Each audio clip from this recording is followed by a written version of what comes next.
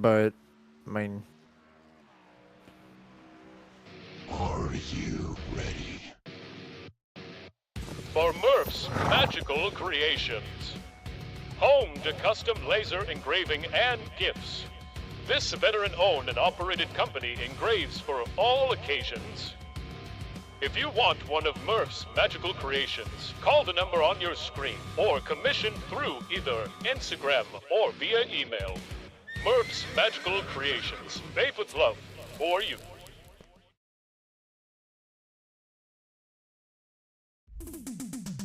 Starbase 1552 Comics. We sell everything a collector would want. Comics, Funkos, action figures, and so many more. A real American comic book shop. We are online only. Starbase 1552 Comics. Find us on eBay Auctions.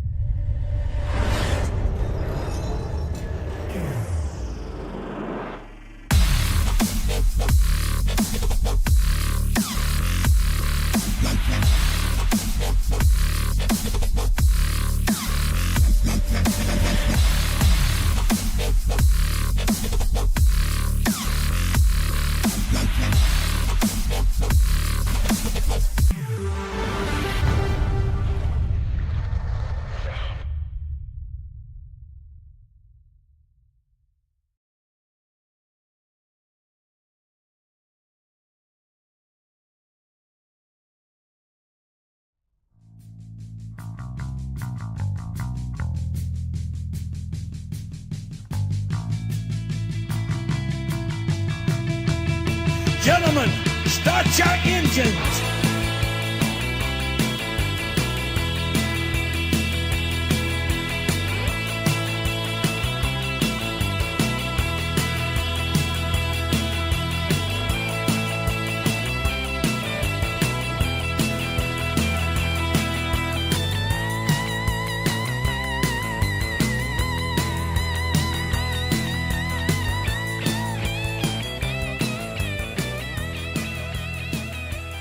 ladies and gentlemen, here we are for the Concerns of Police Survivors Truck Series for the ServPro 200 at the world famous, at least that's what I feel about it, Rockingham Speedway right here in beautiful Rockingham, North Carolina. The ServPro 200, 200 laps around this 1 mile racetrack. And folks, this is going to be old school short track racing, the kind of racing that we love here on the Nazareth 360 Racing Network. Good evening, folks. I am the redneck announcer, Jake Reeves. Steve the Viking Bartlett in the house, and always, as always, our fantastic and great producer, the Australian Dean Hopton Biggles, going to be giving you the fantastic camera angles that you see each and every week here live on the Nazareth 360 Racing Network. I'm telling you, Steve, man, I'm pumped up right here because this right here, this is old school right here, baby. This is the pinnacle, I guess you could say, of old school racing right here. And it's a shame that the NASCAR Cup Series hasn't ran on here in a very, very long time.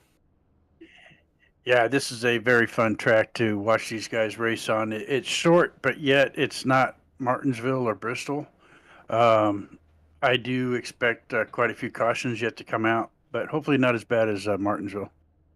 You don't say on the cautions. Well, we'll see how that works out. You see the weather right there in the bottom right hand of your corner. Track temp about 84 degrees. Air temp about 75. That is just straight up perfect racing here tonight. And they're going to add a lap right here, obviously, to try to make sure that we get this big, big grid in. 36 cars here, or 36 trucks, I should say, here tonight as we get ready to pull up that grid. And we're going to be in for a hell of a show right here because on the pole is going to be Holden McGill in the number 12, the only one to hit a 23.7. There was a couple of them that hit some 23s, but McGill was the only one to get that 23.7, and that's why he's starting on the pole. Dustin Scruggs will be to his outside. MDW, Matthew David Wood in the 21 is going to start in the third spot with Jeff Merck going to be in a very, very prime position right there for Upfront Motorsports on the outside of row number 2. We'll start in P4. Ted Wade, Keith Haney, 5th and 6th. Adam Newton, last week's winner at Talladega, is going to roll off P7, with Cole Hendrickson rolled off at P8. Keith Bradley is going to roll off in P9, and Devin Painter will round out the top 10 to you, Steve. And in 11th, we have Joshua Rodriguez on the number 4. In 12th, we have Matt Cherry. In 13th, we have Jordan Jurassic, Shane Trotter on his outside. In 15th, we have Hut Wigington, Paul Meza. In row 9, Isaac Bevan, Brandon Schumann. Row 10, Joshua Suss, Matthew Montgomery. Row 11, James Beard and Stephen Thomas. In row 12 is Brandon Broadfoot and Cody Knott. The Buzzy Mongold will be in 25th. Brian Chew, 26th. Brian Chew, matter of fact, dual 2 winner this past Wednesday night for the NASCAR Cup Series. About said NASCAR, but really screwed that one up. Eric Zimmerman's going to roll off 27th. Chris Blanchard will be 28th. Dan Hagan will be 29th, the last driver to take a qualifying time this evening. Ryan Johnson's going to start in the 30th spot with Tristan Bruce in 31st. Jose Luis Rivera starting in 32nd. Ed Osborne 33rd. Brandon Bullock 34th. Stephen Gregory is going to be 35th with Kyle Hess, the lone man at the back. Here we'll start in the 36th spot. TJ Moore is your race control here for this evening. And folks, we've had a fantastic season so far here with the Concerns of Police Survivors Truck Series. We've seen a lot of great finishes, a lot of first-time winners, I guess you could say, with Tristan Bruce coming out there, lighting it up earlier on this season. Holden McGill lit it up a little bit this season, as well as Adam Newton, who won at Talladega. Obviously, I'm going to keep on saying about the Atlanta race because I ended up winning that one. We'll take it all we can. There you see the stages, and it's going to be an interesting little deal right here for these stages. Stage 1 at lap 40, Stage 2 at 120, and we're going to go all the way to 200. Tire sets, there's going to be 4 of them, 3 in the pits, 1 on the truck right now, 50% fuel capacity, 3 green, white checkers if we need them. Folks, strap in. We're ready to rock and roll here tonight at Rockingham. Green flags in the air. Holden McGill is going to gas up. He's going to take it all the way down into turn number 1. Scruggs to his outside, and we're going to see how long they go right here, Steve, because you was talking about we're going to have some cautions here tonight. How long is it going to be before we get that first caution? Yes, sir. Yeah, we'll have to wait and see. Hopefully everybody keeps their ducks in a row and everybody makes it around okay. As you mentioned, we have Holden McGill in the lead, Dustin Scruggs right behind him, followed by Matthew Wood, Jeff Merck, and Ted Wade, the top 5.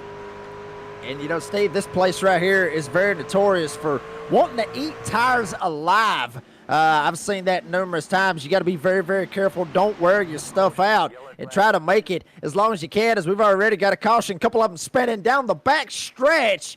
Cody Knott was barely able to ease right through that. One of them, Shane Trotter, Raul Meza, going around on the backstretch. Raul Meza in the 37. Him and Shane Trotter had a little contact off of turn number 2. Trotter up on the top side. You see him right there in the 67. Meza down on the bottom side.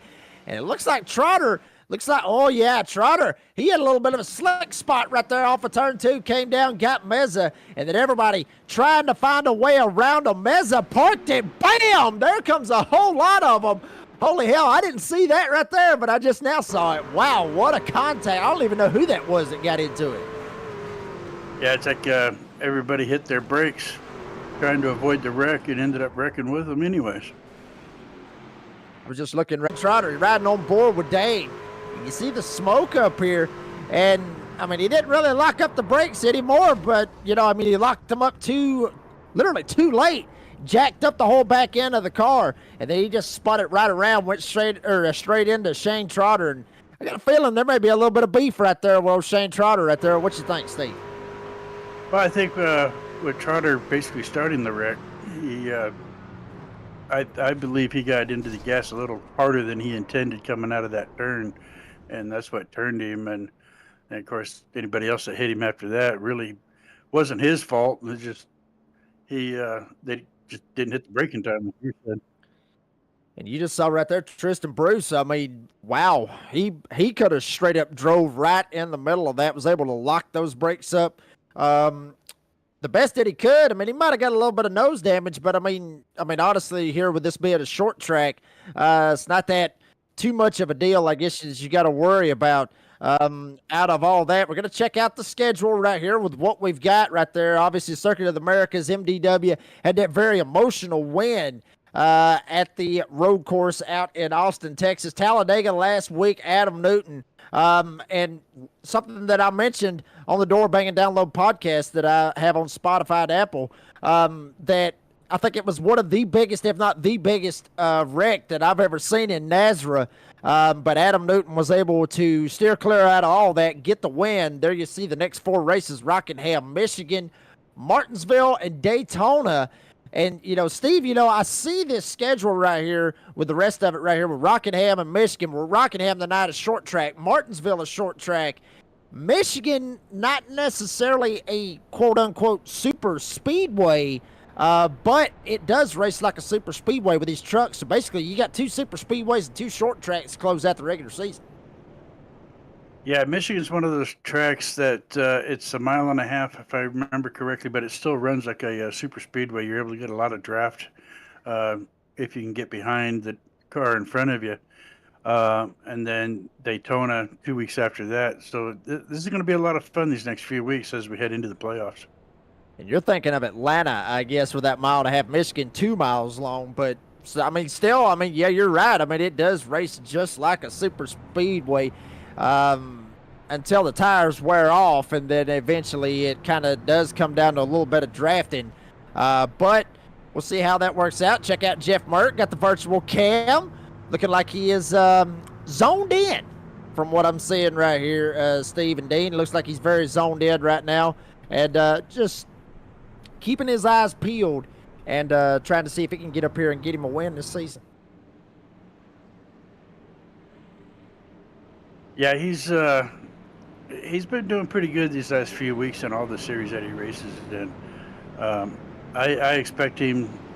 I don't know if he can do it by the end of by the time the playoffs start, but I expect him to get a win here in the next couple of races.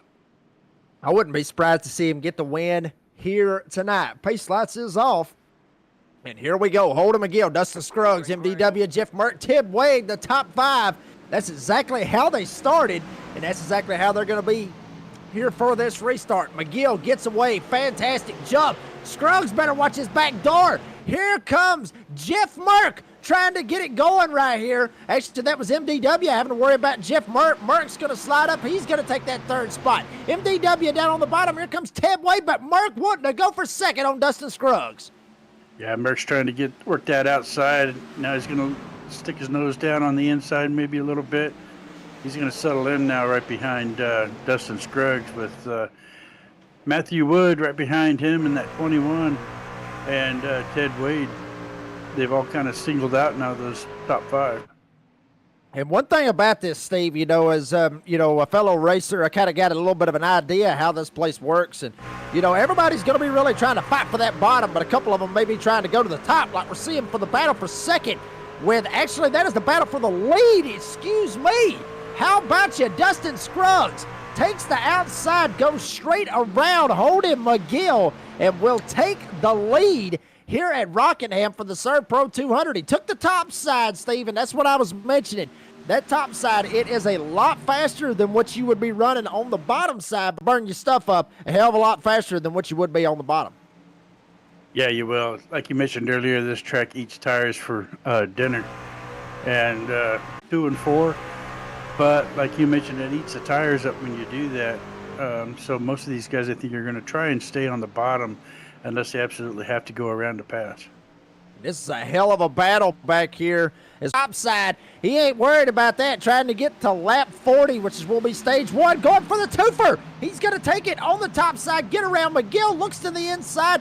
Maybe try to get Scruggs to overdrive the corner, but not enough. Scruggs gets the run, and he will hold on to that lead. But Jeff Merck Very, very calm, cool. Check him out. Got the facial expressions once again, Steve. But I'm telling you, he is sitting there like, hold on, baby. I got a shot to try to get up here and win stage number 1. And ultimately, if he can keep this pace up, may have a shot to win and lock himself into the championship, into the playoffs. Yeah, he's got to be really careful, though, not to chew up his tires. They got to go to lap 40 before they can change them again. And we mentioned it before, this track will eat the tires up really good. And one thing about that, one thing, that I saw just a second ago, obviously, for the race details is 50% fuel capacity. That's literally half a tank, which is, a full tank is, 18.7 gallons. That is a full tank of fuel. And how long are we thinking, give or take, Steve, that they're going to be looking on a full fuel run? They should be able to make it on a full fuel run, correct? Yes, fuel tank would get them between 78 and 83 laps, and on a half a tank like this, they'll get right about 40 laps. So they will need to pit, whether they do a green flag stop or green flag stage or caution at the end of stage 1. Either way, they'll have to pit. Well, I'll say this, Steve. I think that caution that came out right there with Trotter and Meza and all of them that brought out the first caution probably helped them out a little bit. And obviously, when the tires wear off here, at least from my experience, tires wears off a little bit. You're able to slow down a little bit more, use less throttle. Teb Wade, right now that Holden McGill, Teb Wade to the top side, going to go for third. Big time battle right here by Wade. He gets clear. Wade will go to third and set his sights on Jeff Merck and Dustin Scruggs. Scruggs started on the outside of the front row. He's up here at the front. McGill, your pole sitter, has slipped back to the 4th spot. And McGill better watch his back door. MDW not too far behind as well. Yeah, it's just another one of those examples where the outside line is getting the good run off of 2 and 4. But again, they got to watch their tires. Be easy on them. Got to be very, very careful. Now Merck works to the top side, try to see if he can get a run. Nothing there just yet. Scruggs still got the lead. Wade now, literally Wade got his hands full right now with McGill and Wood back here. Here comes Merck, looking to the top. May try to see if he can get some kind of run. He's got to get a run. He's going to look to the inside. Jeff Merck on the inside in turn number 1 going for the lead. But Scruggs trying to keep it wound up on that top side. Got to be careful. We already saw Trotter get loose up there off of 2. Scruggs able to hold on to it and ultimately hold on to the lead as well. Yeah, I'm thinking Merck should have stayed up on top where he was when he made that last pass of Dustin Scruggs, but he decided to go down, try to do the crossover maneuver, and didn't work. Did not pay off for him halfway through stage number 1. Shout out there in the live chat. Let us know who you think's going to win this thing. Is Scruggs going to get him one finally this season? Or is Jeff Mark going to finally get him one? Or is it going to be Teb Wade? Or hell, is it going to be Holden McGill that's going to come out here? He's been lighting it up, got 3 wins on the season, may trying to go for 4. Or can Adam Newton in the 19 back there in the 9th spot, can he go back-to-back like Holden McGill and Tristan Bruce has done this season? Can Adam Newton go back-to-back? Still got a lot of racing left. Everybody trying to be cool, calm, and collected, save what they can. But light us up out there. Light it up. Don't light us up. Light up. Coming in already, about a quarter of the track in front of Dustin Scruggs. We got the 51 of Brian Chu getting ready to get lapped here in a few minutes. Brian Chu obviously talked about him, Duel 2 winner. Only reason I know that he won the Duel 2 is because that's the one that I was in Wednesday night for the NASRA Cup Series, which is going to be rocking and rolling, getting ready for the season opener. Had the duels, had the qualifying over the past 2 weeks. We're getting ready to rock and roll. I'm probably going to be about mid-pack, which is, Steve, that's about how it usually works out for me at the super speedways where I start at. I'm either mid-pack or I'm starting in the back, and that's basically where I'm going to be is mid-pack. When we get ready to rock and roll on Wednesday night. And, you know, we're actually hearing a little bit from the producer right now, and it kind of threw me off. But anyway, so, yeah, he threw a drum in there. Not real sure what that was all about. Anyway, he threw me off, Steve. I can't believe Dean finally did it. He finally threw me off on a live broadcast. Jordan Jurassic trying to see if he can work his way around Bradley off fourth. Yeah, you're talking about the super speedways. I was another league that I race in on Sunday nights, and um, led a lap, hung around the top 5 for quite a while. Went in for that second pit stop, and I pulled a rookie move and sped on. Got a speeding ticket on pit road. You did not. Ended up finishing a lap down. I can't believe you would do something like that, Steve. Cannot. McGill down to the inside of Merck. And this is all Scruggs really wants to see. Scruggs loves this right here. He wants to see these guys battling. There you see Jeff Merck got the mouth wide open, trying to hold on to that number 60. McGill to his inside. Wade, not too far back, may try to see if they door bank. They almost did going off of turn 4, but McGill Merck trying to keep it clean, and Wade goes all the way to the pit house. McGill will go to second. Wade took it all the way to the top, and Wood's going to drive down to the inside, but Tim Wade will get away. Yeah, I'm pretty sure that ate up a bunch of tire on holding McGill, holding that speed on the bottom like he did, and Jeff Merck on his outside. That couldn't have been good on the tires for either one of them. There you see Keith Bradley right there in the 29. Jordan Jurassic right in front of him. Jurassic way up on the top side. Check it out right here. Kind of a hood/nose cam right there off of Keith Bradley. And Keith, to be honest with you, as we see Jordan Jurassic right here in front of him, you know, Steve, I mean, you know, Keith Bradley, whoa, we're talking about Keith in a minute. We have a crash back in the back. See kind of what happened back here. Matt Cherry in the 45 goes around. What happened to good old Matt Cherry? Cherry got tagged by Painter, and wow. Yeah, I mean, Cherry, well, from what we're hearing, Cherry actually hit the fence. I thought Painter came up. No, Cherry around, and then everybody else, wow, big time contact after this. Gene, you need to check this out. Keep it on Painter right here, because Painter goes back up in front of everybody. Bam! About 2 or 3. Wow, how could they not be paying attention and know where to go? I mean, everything happened pretty quick when he went up into the wall, but wow. Yeah, he just had nowhere to go. That came up on him way too fast. Isaac Bevan, one of those drivers, is 61 from what we're seeing right there. I believe that was Stephen Gregory, if I'm not mistaken.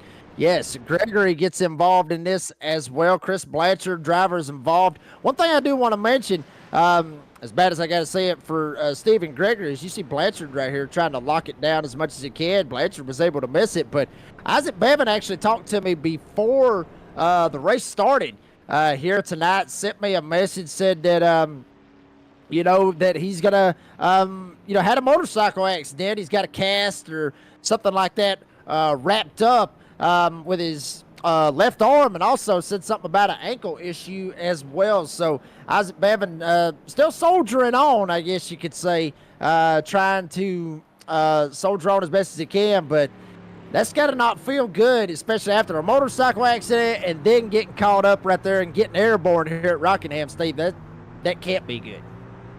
No, it can't, especially if he's got any feedback on the pedals. I know a few people do, but most pedals don't, so hopefully he's one of those that don't have feedback on the pedals.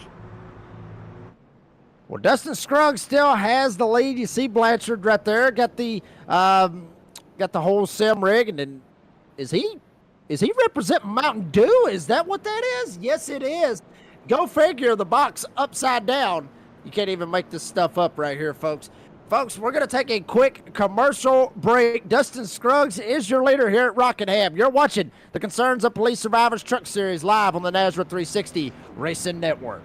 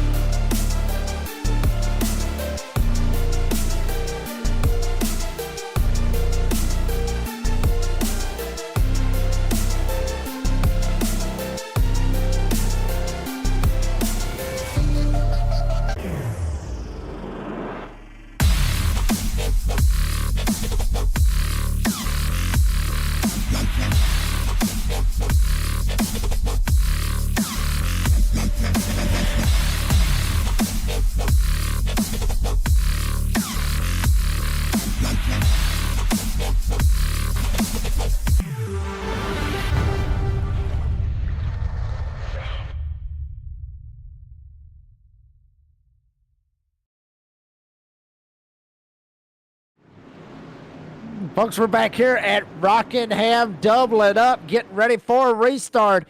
Give or take right about 9 laps to go before we get to the end of stage number 1. And stage points will be a premium with only 4 regular season races left in the season before we hit the playoffs. And stage points, they may come into factor big time. Green flag in the air. Dustin Scruggs gets away. He's had the lead literally the whole time, unless it was Holden McGill, who maybe had it for about 3 laps. But McGill up here now in that second spot. He was your pole sitter. Both these guys that started on the front row, Steve, both of them going to be duking it out for stage 1 winner. 7 laps to go. I expect guys to start getting a little aggressive here now. Try and get all the points that they can to get into the playoffs. We'll see how that ends up working out for him. Scruggs still got it. McGill wants it. Wade now, he's got his hands full with Jeff Merck. MDW not too far back from that battle as well. Keith Bradley, Jordan Jurassic up here. Jordan actually started 13th. He's up to 7th. Biggest mover from what I'm seeing in the field is Ryan Johnson. Started 30th in the field. He's almost up here in prime position to get him some stage points, sitting 11th right behind Cole Hendrickson. So Ryan Johnson in that 38, tiny horse as we call him, is straight up moving through the field. And I mean, right there, Hendrickson, he wants to try to get around Hendrickson and get that stage point. But Steve, you know he's got to be very careful. Still very, very early on in this race. You don't want to move somebody and cause a big-ass wreck or anything like that. You still want to be able to save the truck. So I don't think he's going to be that aggressive. But I'll say this, MDW, he's getting very, very aggressive up here. Merck getting aggressive. Wade getting aggressive. And now McGill going for the lead off 4. With 4 laps to go. McGill down on the bottom, Scruggs up top. Scruggs has been very, very fast. McGill has been as well. Merck on the inside, Ted Wade and MDW, all of them fighting out for that 3rd spot, but McGill continues to hold that bottom side. Scruggs tries to see if he can get clear. Barely, just barely is able to get clear over Holden McGill. McGill got to keep it on the bottom side. Scruggs goes to the top, 3 to go, coming off a 2. It's door to door for stage 1. Almost door banging off turn 2. Continue with this fight with Dustin Scruggs and Holden McGill up here in the front, and the 11 and 12 trucks. And then we got about a second behind them. That's how far they're ahead. We got Ted Wade and Matthew Wood battling for 3rd and 4th as we come into this final lap here in the next time around. 2 to go. Pits are closed from race control. TJ Moore, McGill down on the bottom, Scruggs up top. This is going to be a dandy right here to finish off stage 1. Everybody behind them, like Steve said, they're all about a second back. Shades of Casey Kane and Elliott Sadler right here at Rockingham. Going to be a photo finish probably to finish off stage 1. Scruggs slips, busts his tail. McGill goes to the front. McGill started on the pole. Scruggs has got one more shot to try to get McGill. Drives it in deep. Tries to go to the top side. He ends up losing the nose. Holden McGill, fantastic. He kept it on the bottom and kept it as clean as he could. Is going to win stage number 1. Scruggs gets 3rd. MDW 4th. Keith Bradley from 9th to 4th. And Jordan Jurassic will end up being top 5. Rest of the top 10 that will receive stage points: Ted Wade, Keith Haiti, Adam Newton, Jeff Merck, and yes, tiny horse Ryan Johnson, 30th to 10th. Hell of a drive by Mr. Ryan Johnson. Yeah, that was pretty exciting. This is as exciting as some of our race finishes we've had here recently. Those two battling it out that final lap, and Scruggs made that one little error, bumped his tail end onto the wall, and it slowed him down and let McGill take the lead. Absolutely. Scruggs had a shot, and like I said, just a little bit of a slip, busted his tail, and it is what it is. So it looks like, I would assume, Steve, everybody's going down. We're getting 4 fresh tires right here. Oh, for sure. Yeah, they are on that lap 40. They are really close to having to go in anyways at this point. And here they come, all coming down the pit road. Obviously, these tires are free to them with the limit, but I'll say this: if If 4 tires was basically for $1,000, I guarantee you every single one of them would be reaching in their checking account saying, "Give me 4 tires. I need them right here. I need them as bad as you can get them right here at this point." Maybe some of the underfunded ones might just wait till the end of stage 2 and then try to throw them on. Never know. But here we go. McGill is going to go down. A couple of drivers is going to stay out. One driver that is going to get the lucky dog. And I'm looking through trying to figure out exactly who. I believe it was Buzzy Mongold. Yes, in the 97, he is going to get the lucky dog. McGill will beat them all off of pit road with 4 tires. We're hearing Keith Bradley. Yes, Keith Bradley is going to come out second. He's going to beat Scruggs and MDW out. Something amiss on the Dustin Scruggs and MDW deal right there. Adam Newton also beat him out as well. Wow, some of these veterans right here, Steve's able to beat some of these boys out right here. Yeah, we had Brandon Broadfoot. He stayed out on the track. He wants to lead a lap and get some points for doing that. And I'm looking right here to kind of see if maybe Scruggs, MDW might have blew their box. Scruggs blew his box. I did see that. I think Scruggs had to pull up or something amiss on that whole deal of what happened right there. And they were just very, very slow right there. We're hearing, obviously Broadfoot going to stay out, try to get him some, just try to lead a lap, try to go ahead, get some of the bonus points because every little point counts, Steve. And that's what Broadfoot is out there trying to do right now. We'll see if we can bring up our stage 1 winner. If I can figure out where the hell he's at. And yes, down there in Warrior Racing Esports. Bring him up in here. Finally, I found him. Holden McGill wins stage number 1. Holden, that was a hell of a battle right there coming to the end of stage 1 with you right there and Dustin Scruggs. Congratulations on your stage 1 win. Thanks, Jake. Yeah, that was a fun one. That's pretty simple. That's just straight to the point, I guess. But Holden, what can we expect for the rest of the race right here? Because, we were talking about the tire situation and everything, and it seems like that's going to be the factor right here when it's all said and done.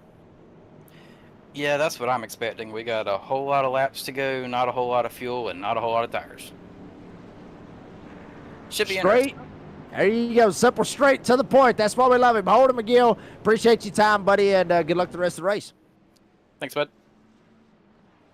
That's one thing about Holden McGill. He always is straight to the point. Main thing about this is Brandon Broadfoot has stayed out on the track. I thought he was just going in. Steve, did we miss something right here? Because Broadfoot's still out there. Did he pit early or is he just, actually from over here, and we're hearing from our producer. So yes, he did box early, as Dean would say, box early. So he's still going to be in a hole right here. Everybody on fresher tires than Brandon Broadfoot. But Broadfoot is the leader. He's on the outside. McGill on the bottom. Keith Bradley, Adam Newton right behind him. Green flag's in the air. Broadfoot gasses up. McGill might have slipped a little bit. Bradley almost tagged him in the tailgate. Ryan Johnson from 30th all the way up to 5th now. That 38. Watch out for him, Steve. Tiny Horse, he may have something for him here tonight.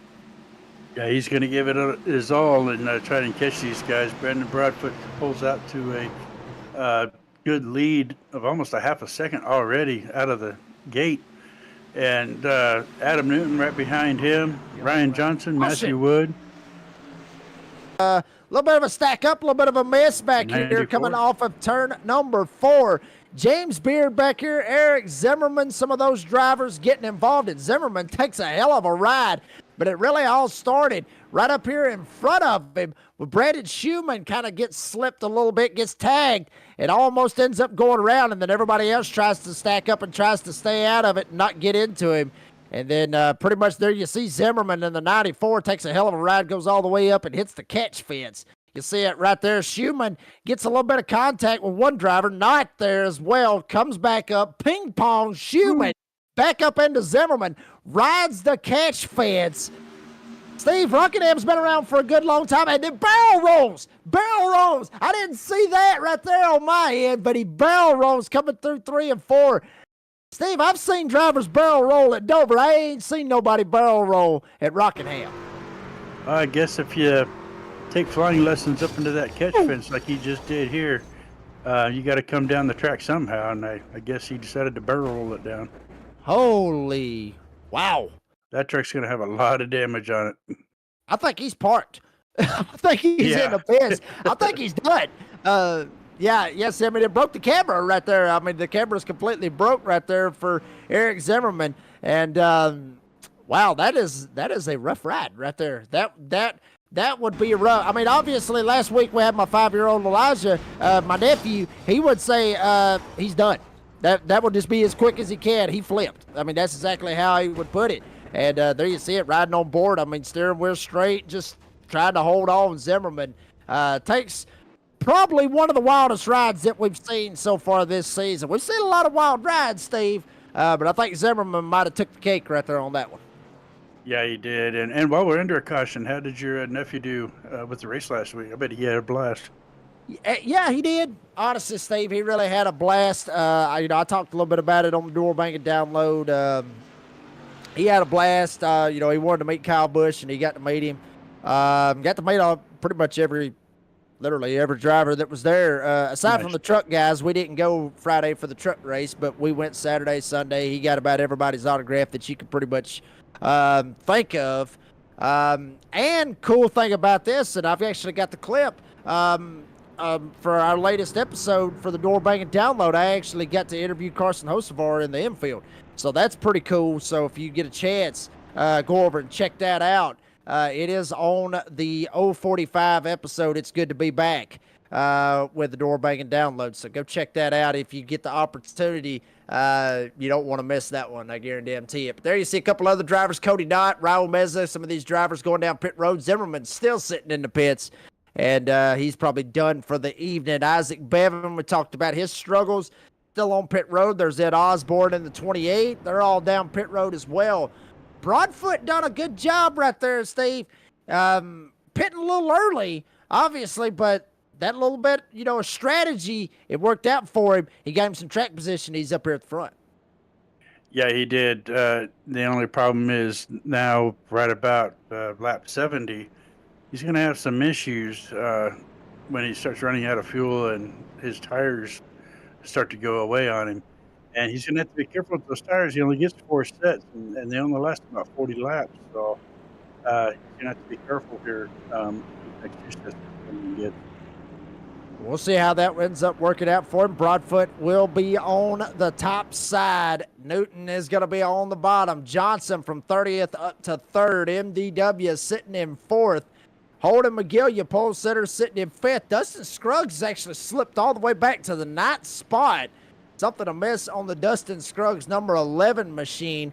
One other driver we did want to talk about, one of the biggest movers out here, 32nd up to 13th, Jose Luis Rivera up here, as well as Tristan Bruce. We saw him in that first wreck with Shane Trotter and company, and Tristan kind of nosed it into the wall a little bit, but, I mean, your short track, your arrow's not going to be that much of a difference. Tristan Bruce started 31st. He's all the way up half. Now in a side-by-side battle with MDW, Johnson, Bradley, the top 5 as they work their way off turn 2. And Brandon Broadfoot takes that middle lane basically as he comes out of turn 2, right with Matthew Wood right behind him now. Matthew Wood dives to the inside coming into turn 4, and he just barely squeaks out his nose to get in front of Broadfoot. And I would assume he'll take the lead here coming into 1 and 2. But maybe not. Maybe he's going to lose ground.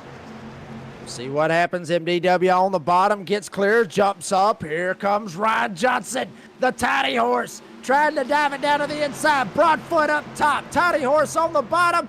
Johnson will slide by Broadfoot. He'll take the 2nd spot. Here comes Adam Newton. Here comes Keith Bradley. Everybody going to try to gang up on old Broadfoot going into 1. Newton's able to get there. Here comes now Bradley. Jurassic behind them as well. Bradley slides up and gets loose. Comes down. Gets into Jurassic. No caution yet. Bradley spins it, noses it in the inside wall, but no caution. Where's the caution at? There it is. Yep. As soon as he backed up into the track, the caution came out. Oh my goodness, where the hell was the caution at? That was delayed right there, Steve. Goodness. And as a reminder, Broadfoot's on 10-lap older tires than the rest of these guys, and I had a feeling he was going to see some fall off and quick. Everybody was going down to the inside. He was on the outside, where they had been doing better, but the older tires, that inside lane just ran him over. We were seeing Shane Trotter right there just a second ago, but it was Bradley. There you see Bradley back her up, straight back, slide it back right here. And there you see Broadfoot up top right here. We're hearing that maybe there was another reason why the caution was out, but I think that right there was pretty much sum it up right there. Because Bradley stops, like you said, Steve. He stops, he backs up, but granted, Trotter and all them, you see them back here. This is where the stack was. That was Blanchard back there with Trotter. Trotter gets set down, and woo! Damn, he almost cleaned out Bradley as well. Yeah, I didn't see all that at first. But I'd have to say, yeah, that probably brought out the caution, that second wreck. Attaboy, Dean. Attaboy, Dean was able to nail it right on the money right there. Bradley goes in. Jurassic goes in. Looks like Cody Knott is going to get the lucky dog. He is actually going to be back on the lead lap. Was one lap down. So the 26, good old Cody Knott. A producer as well here for the NASCAR 360 Racing Network will get the lucky dog, get back on the lead lap. Folks, we're going to take a quick commercial break. Give me a chance to get me another cold beer. You're watching the Concerns of Police Survivors Truck Series live on the NASCAR 360 Racing Network as Broadfoot goes down pit road finally. Are you ready? For Murph's Magical Creations.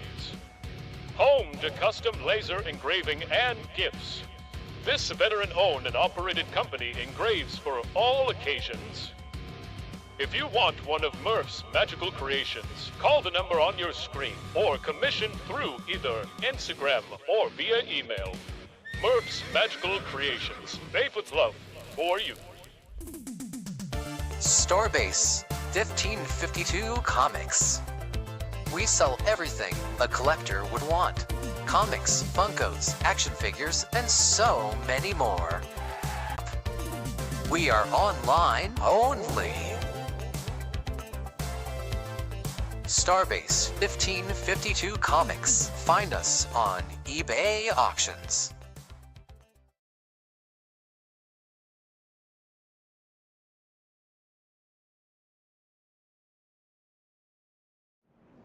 Lord, we're back here at Rockingham. MDW up here at the front. Ryan Johnson is in the second spot. Started 30th. He's up to second. Tim Wade in third. Newton fourth. Scruggs is able to bounce back, get up here in that top five. Tristan Bruce, we talked about him a while ago, was actually somewhat involved in the first caution, however you want to look at it. Started 31st. He's up to seventh. Brandon Broadfoot did elect to go down pit road. Finally get him 4 fresh tires, get him some gas, and try to get on a little bit different strategy than the rest of these guys up front. And I'm telling you, folks, this is actually turning into a pretty good little race right here. Obviously, we knew cautions was going to happen with our 5th caution that we have just getting ready to get over with. So we knew cautions was going to happen because it's short track racing. That's just how it is, folks. So we'll see how this plays out. Wood will elect to take the bottom. Johnson will take the top. As we get ready for a restart, Pace truck is fixing to pull off. Barney the flagman getting ready to wave the flag. Fred in the truck, he pulls it off. Green flag in the air. Wood stands on the gas. Johnson stands on the gas. Wade, Newton, Scruggs, everybody standing on it going into turn 1. Wood's going to get clear. Johnson up top. Newton down on the bottom. Johnson getting a run, trying to see if he can get him some MDW, and he will. To the inside. Johnson, Wood going into 3 for the lead. Johnson on that, Wood on the outside. Johnson down underneath, trying to get that pass made here coming across the start-finish line with Matthew Wood got his nose out there in the front for now. Johnson does, and Wood right there on the bottom trying to get past him, and somebody got loose there. That was Adam Newton in the purple truck back there. Check that out right there. Literally about 6, 7 of them right here in a pile right here. Rodriguez has actually slid back just a little bit. About 7 of them in a pile right now, or 6, I should say. Bruce, the tail end of that little train, but MDW still holding strong on that top side. Here comes Cole Hendrickson. Where the hell has he been? Started 8, thought he was back there in the back, but he has drove that number 10 to the top side. Hendrickson takes the lead at Rockingham, and he will try to get away as Wood has got to deal with Dustin Scruggs. Scruggs on the outside of your pole center from Holden McGill. Scruggs trying to get him some and go to second. Wood may be falling back. He may be struggling a little bit, Steve.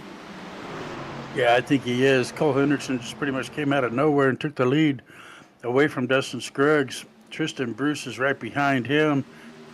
And then we got a battle for that 3rd and 4th spot with Ted Wade and Matthew Wood. They're going at it back here. And big moves going on right there as you see the battle for the 2nd spot will continue. Tristan Bruce, Scruggs. Tristan drives up, almost pounds the fence, but he gets a good enough run. He drives off. So that big drive that we're seeing out of Tristan Bruce started at the back, did not qualify. He has driven his way up to the 2nd spot. A couple of other drivers that are big movers. Stephen Thomas in the 23. We saw what he did last week at Talladega. He started 22nd here tonight. He's all the way up to 9th. Matthew Montgomery started 20th. He's up 10 spots in the 10th spot. Rivera started 32nd. He's in the 12th spot. And another driver, Stephen Gregory. Gregory got involved in an earlier accident.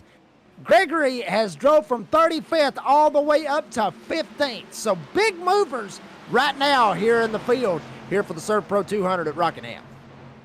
Yeah, we've had a lot of the guys that started in the back are now working their way up to the front.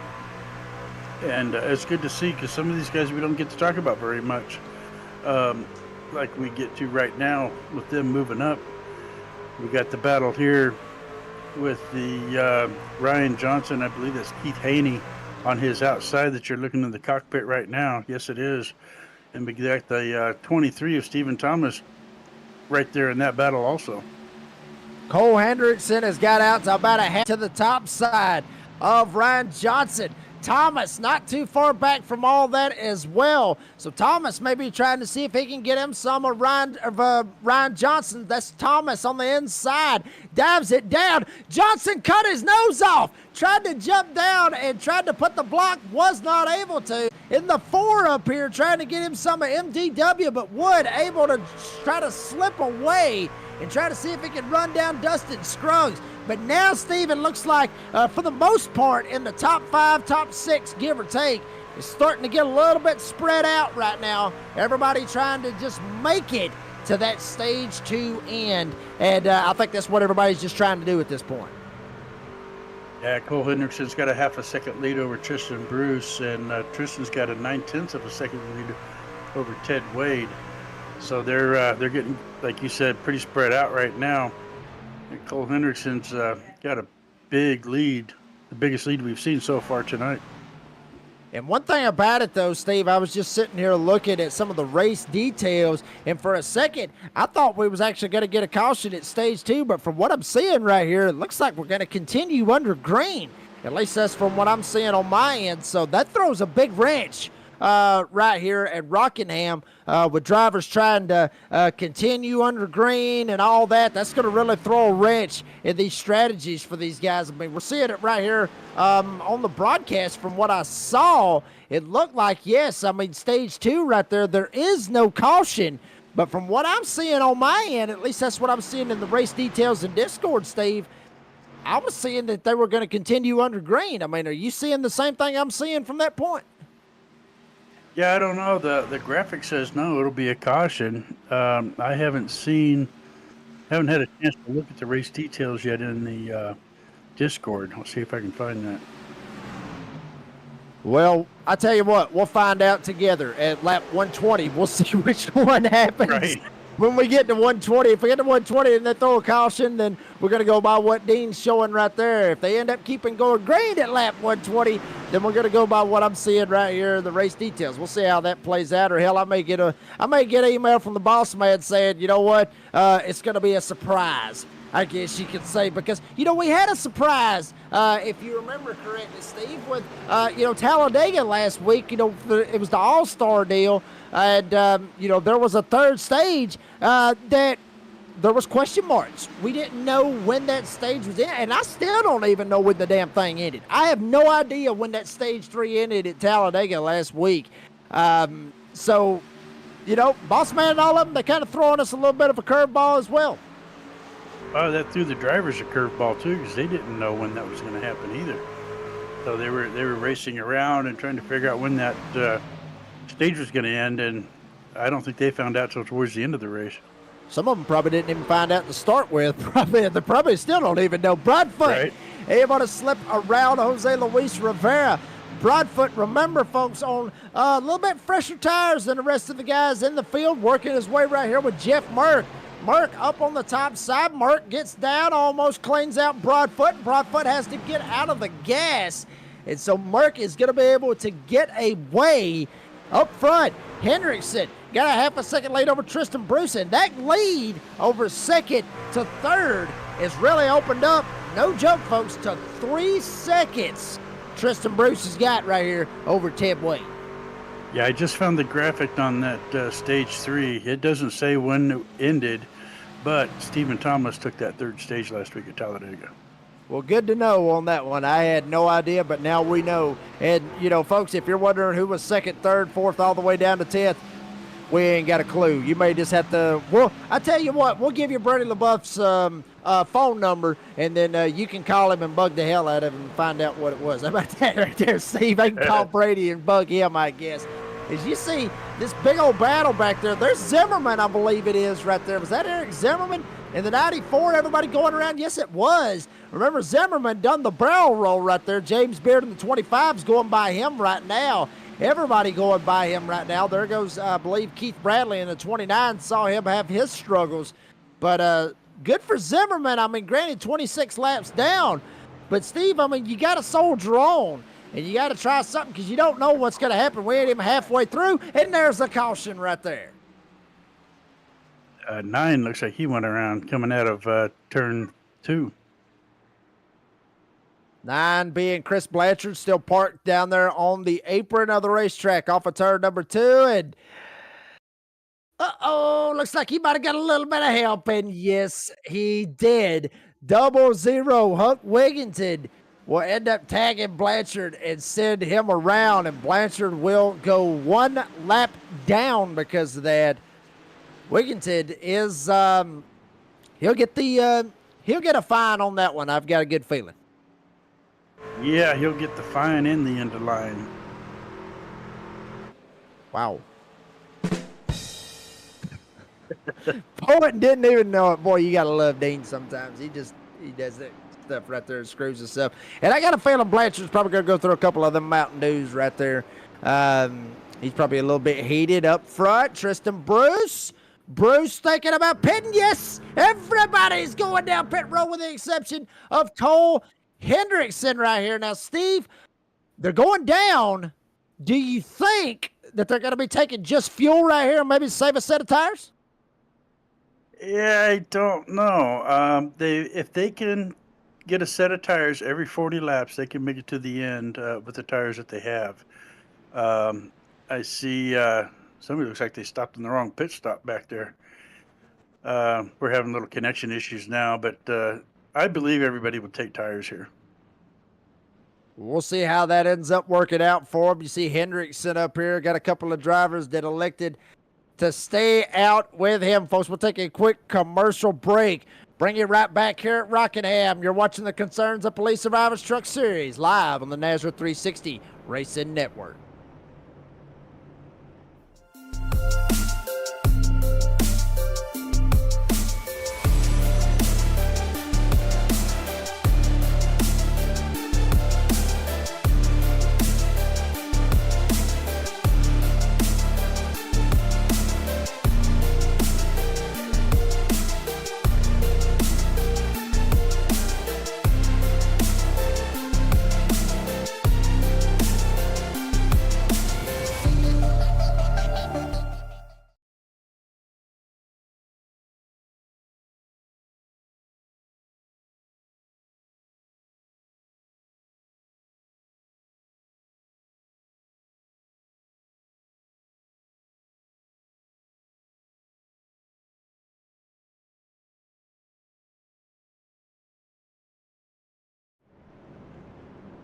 Oh, folks, I'm telling you right now, I would absolutely love for some of you guys to hear what we're talking about sometimes in commercials, because y'all would get a kick out of it, folks. I'm the redneck announcer, Jake Reeves, Steve the Viking Bartlett, and the Australian Dean Hopton Biggles. With you on a beautiful Friday night here in Rockingham. A couple more races left to go before we get to the playoffs. You see Tristan Bruce right here. Those drivers elected to go down pit road. Think about it. We were talking about this. Steve Hendrickson actually went down pit road a lap after they did. Steve, you think you might could shed a little bit of light as to why they did that? Yeah, I wouldn't have any idea unless he and his crew chief got to talking and decided, let's stay out. And then all of a sudden at the last second, they said, well, we might as well come back in. We've already gone 40 laps on these tires. They need fuel anyways. That could be a factor in that. And folks, honestly, if you're keeping up with the score on this is where it's going to get interesting.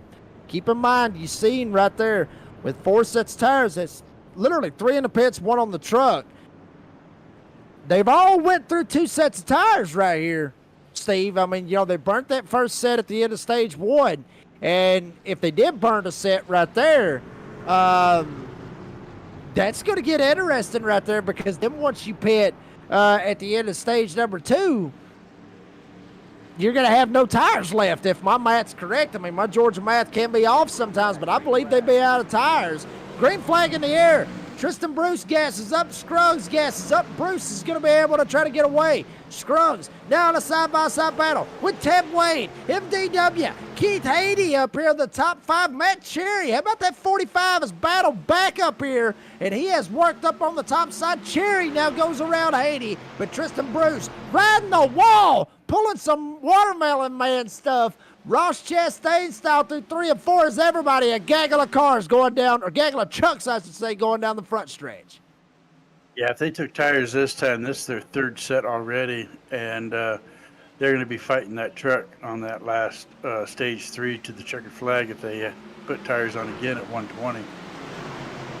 Well, that's going to be an interesting deal to kind of see how all this ends up working out. Ryan Johnson in the 38. Rocking and rolling up there on that top side. He's going to see if he can roll around Keith Haiti. He's going to be able to make it work. Thomas is his next driver that he's got to get to. Scruggs starting to reel in Tristan Bruce right on his tailgate.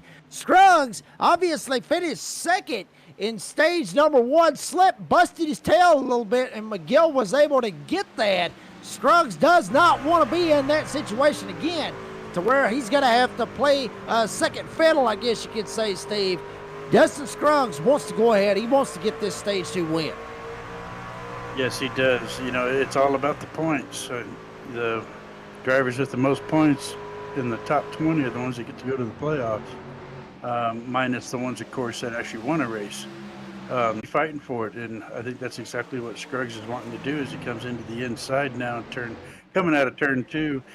Just can't quite get it. They're still fighting evenly as they go into 3. Door banging right there between Dustin Scruggs, Tristan Bruce, and now Scruggs trying to get clear. Whoa, Tristan Bruce almost came down, almost got into him. Both of them thinking the same thing. Scruggs trying to pinch him up against the wall, and Dustin Scruggs is going to get away with the lead. Tristan Bruce has got a good bit of wins, about 3 wins this season. Scruggs, on the other hand, sitting 6th in the points coming into the night, 147 away from the cut line. So, odds are, I would say, Steve, he's probably a lock. I'm not guaranteeing nothing on that, but I would say he's, give or take, a lock as far as everything else is to be able to make it into the playoffs. But, he's come so damn close so many times to getting him a win. Scruggs wanting to get him some, but Johnson may have something to say about that. Tiny horse to the top side. Johnson going for the lead. Coming across the start-finish line, Johnson comes out and takes the lead away from Dustin Scruggs and cuts his nose off almost there, coming into 1 and 2. As they come out, going into turn 3, Ryan is now pulled away by almost a half a second already. He got a good run off of that corner. And, one thing I will say there about this, because Johnson's starting to kind of pull away right here just a little bit over Scruggs and Rivera and all those guys. As a matter of fact, Jose Luis Rivera has moved up into the second spot, shot around Scruggs. But these guys moving around them very, very fast right here, Steve. Is there a possibility that maybe Johnson and Rivera decided to forego tires and just go ahead, Johnson and Rivera take tires, Scruggs and the rest of these guys forego the tires, fill it up just to make it to the end of stage number 2, but these other two up here, Johnson and Rivera, elected to take tires. Is that a possibility? Yeah, it's a possibility. I think it'd be a very big mistake for them to do that, though. We still got a long ways to go, and these tires, they're after 20 laps, they're already shot. Because as we mentioned earlier, this track eats these as a treat, those tires. Wow, Keith Bradley taking it 3 wide down there on the bottom. Had McGill and Wood to his top side. Bradley got a run, and he took it all the way up into the top 10. McGill trying to work that bottom side, riding on board with Keith Bradley in the number 29 Points Poppers Toyota. And I believe that's Points Poppers. I could be wrong. Hell, I probably am at this point. No, that's not Points Poppers. That's Indy on the hood of it. Kind of look like the Points Poppers logo right there, folks, just a little bit. But here he comes. Bradley to the top. Scruggs going around him. Dustin Scruggs was up here battling for the damn lead. He has already now slipped back. I mean, everybody has went around him right here. And now Bradley is on that number 11. And look at Jeff Murphy's back there in the top 3 again. Before that last caution flag, he was still down there around 15th. So he's gained quite a few spots between that pit stop and now on this restart. And something amiss on the Stephen Gregory number 61 machine. Looking back on that one, kind of trying to see what happened. And actually, there was a 2. And they door banged just a little bit. And Gregory tried to save it. Comes down, hits the inside wall. And maybe Gregory, yes, will have a meatball flag. So he's going to be down pit road quite up on the top side. There's Gregory. And hell, I think Gregory might have just came right up into him right there, Steve, and was literally a victim of his own demise. But he probably thought that Rodriguez would be a little bit closer to that top side, but that turn 2 wall can just jump out and bite you. Yeah, that's exactly what happened here. And goes down to the pits to do a few minor repairs, I would assume, because it didn't look like he hit that wall too hard. It didn't look like it, but I'll say this. It didn't look like it, but I'm sure he probably did pretty much big time because actually, I guess he has already gotten the meatball flag is cleared, but he's still on pit road. But check it out. Bradley in the 29 trying to get up here and get him some. He had a shot to try to win last week at Talladega, but unfortunately was caught up in the big wreck that probably took out about 30 trucks. Bradley to the top side of his teammate, Adam Newton. This is the battle for 4th. Bradley working the top side, the animal, trying to see if he can chomp the bit in Daytona, and he is the defending champion here for the Concerns of Police Survivors Truck Series. It's like I said, Steve, honestly, I hate to say it like this, but I think I'm about to let a fire under his ass. Because I said a while back that Bradley has been irrelevant here lately. He was up there at the front battling for the win last week at Talladega. Here he is up here in the top 5 now. Yeah, I think he is. He's hungry. It's been a while since he's done anything in the top 5, I believe, much less a win. But yeah, we are now 19 laps away from end of stage. Things will start getting aggressive now. Buzzy Mongold almost ended up screwing up everything that I was just talking about right there for Keith Bradley. He about got himself in a big-time problem. Rivera has been passed by Jeff Merck. Now Bradley is going to try to reel in Jose Luis Rivera. Is going to put a little pressure on his back door. You're riding on board with Merck. Mama Merck, your man's up here in second. And Bradley just put the bumper to Jose Luis Rivera, moved him out of the way. Get out of my way, son. I'm coming to the front. There may be beef right there. Bradley gets into Rivera, sends him sideways. Now Bradley up here in the 3rd spot. Now Merck and Bradley trying to reel in old tiny horse Ryan Johnson up there for this stage 2 win. Yeah, Ryan Johnson's about a second and a quarter away from them now. It's going to be hard to get caught up with him at this point with about 16 laps left in the stage. But I know that they're not going to give up. They're going to do everything they can to catch him. There's Brandon Broadfoot right there in the number 22. We saw him get on a little bit of that strategy. Now he's worked his way back up to 7th. Slide back here. Check out Keith Haiti back here. And a hornet's nest back here with Tim Wade, Tristan Bruce, all these drivers. Newton was able to slip by Jose Luis Rivera. That's the battle for the 5th spot, so Newton will take that spot. Got Jordan Jurassic right here, who is now 1 lap down. If he can hold on for a little bit, and Wigginton, matter of fact, he's going to get it anyway. Caution is out. I was just fixing to say that Jurassic would get the lucky dog if he can hold on to the end of stage 2, but caution's out. Jurassic's going to get it. We got a caution. Joshua Suss and Rodriguez look like they got tangled up. Oh, mamma mia. Let's see what happens right here. Woo! Joshua Suss right there. There you see Rodriguez. Oh, woo. That could have got bad right there because, folks, I've said it numerous times that them barrels don't move, but, oh, my goodness. Steve, I will say this.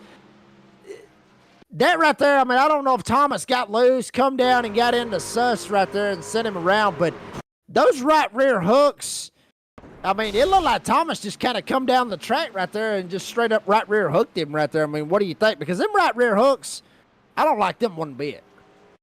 No, that's what it looked like to me. They came down into him and hooked him. I think he was just trying to get his turn, thought maybe he was clear, but wasn't, and sent him up into the wall. And poor old Joshua Rodriguez has absolutely nowhere to go. You see Jeff Mark actually going down pit road right here as well. This whole strategy is kind of throwing me off a little bit right here, Steve, because we're going to see Mark. Let's see how long he sits in the pits. Well, he's in there long enough to get him a cold drink right there. We'll see what happens when Mark. Scruggs goes in. Wood goes in. He wasn't in there long. Honestly, I mean, Steve, he wasn't in there long. I don't think he took 4 tires right there. I think he just went in and got some gas right there. Yeah, I think so too. He just topped off and was on his way to get a little drink. And honestly, I gotta ask in this, and y'all light it up out there in the live chat. Let's get a poll going, Dean, if we can. Let's get a poll going. What was in the cup of Jeff Mark? We want to know what was in the cup. What kind of drink was it? Hell, it could be ice water for all we know. But, it could be anything. So I'll tell you what, while we're here, we can't do the poll. So everybody light up in the live chat. What do y'all think's in Jeff Mark's cup? Is it liquor? Is it beer? Is it water? Is it Gatorade? Or, I mean, it could be, moonshine. I mean, it could be anything. Hell, it could be, Starting to light. I mean, it could be anything at this point. So light up in the live chat. Interact with us out there, folks. And we'll interact with you as well. Ryan Johnson still has the lead. Keith Bradley still sitting in 2nd. McGill sitting in 3rd. Newton 4th. Broadfoot may have a shot to get him a stage 2 win right here. Broadfoot up here has got a shot as well. You see Raul Meza going down pit road. And, Steve, I forgot to ask you because, I usually do this. I usually, what's your or who's your pick to win at a certain track? And I haven't, we done it last week at Talladega. I forgot to do it. So right here at the halfway point might be a cop-out right here, but who you think's going to win this thing? Jeff Mark has been pretty strong tonight. He started out in 4th. He dropped back to 18th at one point. And now he's back up there in 6th. Been up to 2nd. And, I think it's going to be Jeff Mark. I think he's going to put it out, be patient, and go for the win. And you know what? I'll tell you what. I'm actually going to go with my nephew's pick from last week. I'm going to go with last season's champion. I'm going to go with the Daytona winner. I'm going to go with Keith Bradley. I'm going to go with the Animal. He's looked pretty good up here so far here tonight. Been very aggressive. We've already saw the move that he made on Jose Luis Rivera a while ago. Honestly, Steve, we'll just call it like it is. He just didn't give a damn and just tagged him right in the tailgate, knocked him up the track. And Bradley was able to slip by and put himself in the position that he is in. maybe having a little bit of technical difficulties with some of the blinking right there. Hopefully we can try to get it lined up. We're hearing that it's got something to do with iRacing right here, so nothing that we can really deal with right here. But we'll see if we can try to hold on at least for another 10 laps right here, and then we're going to find out the biggest mystery of all. Are we going to get a caution at the end of stage 2, or are we running green? We're going to find out right here in just a little bit. Pace truck off. Johnson, Bradley, McGill, Newton, Broadfoot, the top 5. Merck is sitting in second, and green is out. Johnson will gas up and get away. Bradley now in a side-by-side battle with McGill, but Bradley's going to gas up. He's going to try to get second, and yes, he will, as Johnson leads the field down the backstretch. Johnson coming into 3 and out of 4 here. Keith Bradley behind him, and Holden McGill's trying to retake that second spot. Just can't quite get it done. And Adam Newton and Jeff Merck right behind him. Merck is back up to 5th already, and working his way forward. And Boyd tried to make a move right there on Newton. Scruggs on the bottom. Newton jumped up through the block. On Jeff Merck. Here comes Tristan Bruce trying to make it 3 wide. No, they dissolve and they'll go 2 wide, 2 by 2. Scruggs on the bottom. Newton up top. Now here comes Tristan Bruce. Merck on the bottom. Door banging between Newton and Scruggs. Tristan Bruce has to get out of the gas and takes it all the way to the bottom. Tristan Bruce taking the door banging and trying to use it to his advantage, and he'll slide up there and take that 5th spot as they are fanning out 9 ways to Sunday. Matthew Montgomery riding on board right here in the 96. Check out just how bumpy it is right there in 3 and 4. It's just that much bumpy in 1 and 2. But this is old school racing. The 20's going around. By Cherry, and they're going to pile them up in turn 1. Caution is out. Cherry got Rivera, set him around, caution out.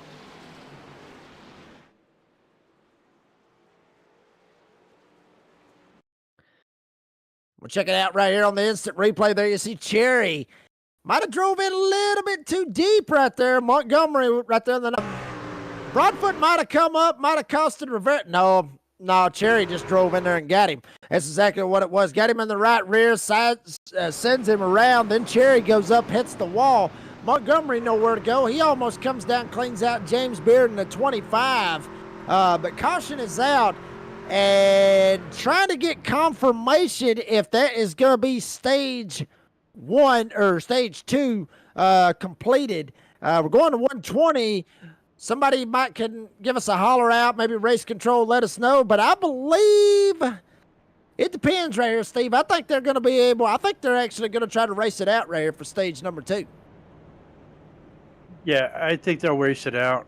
They've only got 4 to go before the end of the stage. So if they were going to call it the stage now, everybody would have come down. As we see, we got about almost half the track coming down right now. But that's what I was thinking right there, honestly, Steve. I figured, if it was going to be the end of the stage, I figured, like you said, I figured Johnson, Scruggs, Bradley, Tristan Bruce, all those guys would have elected to go down pit road. But they all stayed out. So we'll see what happens right here. It should be a little bit of a shootout right here. Chris Blanchard, you saw him in the 9. He's going to go around and get the lucky dog, get himself 1 lap down on that. And that's going to work out pretty good for old Blanchard right here, Steve, because he gets the lucky dog out, which still a 50-50 shot on whether or not this is going to work right here. But if Blanchard is, if there is a caution on 120, Blanchard's basically going to be right back on the lead lap, 2 cautions back to back. Yeah, he can, and that'll be a huge advantage for him if that's the way it plays out. And now we're actually looking in the live chat. Finally, took y'all a little bit to start chiming in something out there in the live chat. I guess I had a lot of fire under y'all for a little bit. See it out there. Landon Burbage out there. Go MDW. We're actually getting some comments, believe it or not, Steve, about what's in the cup of Jeff Merck. I don't even know if we can say this, but Metamucil, I'm seeing that one right there. Yeah. Actually, Darren Bruce. Go ahead. Maybe it's some Red Bull to get his wings. It's a possibility. Very good possibility. Darren Bruce right here, bourbon in the cup. That's what I use anyways. So good to know that Darren Bruce drinking a little bourbon out there. Joshua Sust out there chiming in. Finally had my groove and was cooking. And then the good old right hook, thank you, 23. We got beef. Go ahead and call that. Stephen the grill Thomas, even. the 23. Yeah, no joke. Yeah, I mean, obviously there is beef right there with the Stephen Thomas machine. Lofi Sleep talking about let's go Montgomery. Darren Bruce hollering for old T Bruce, which is Tristan Bruce, currently sitting in the 4th spot. And I'm not even joking about this one. I'm just different. That's the YouTube name. I'm just different.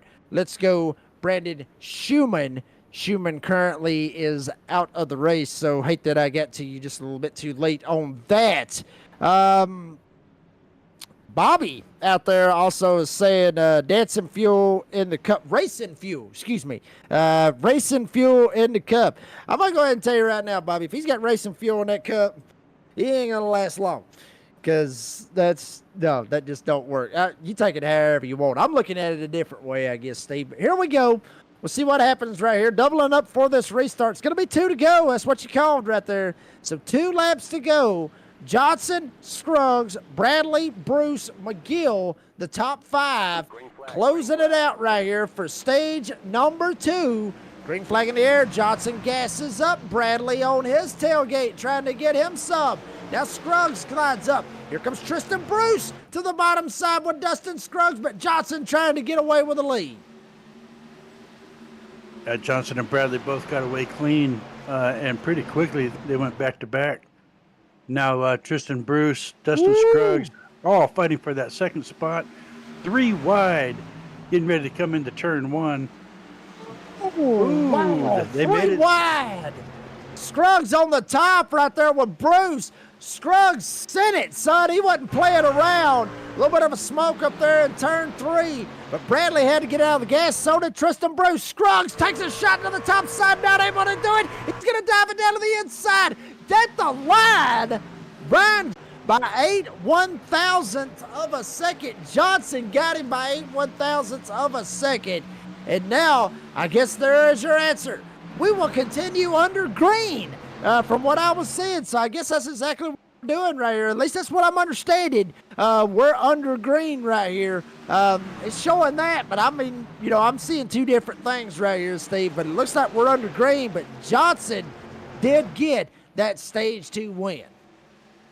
Yeah, we got that confirmation between the race deals that we show up on the screen and the race details that they have here in Discord.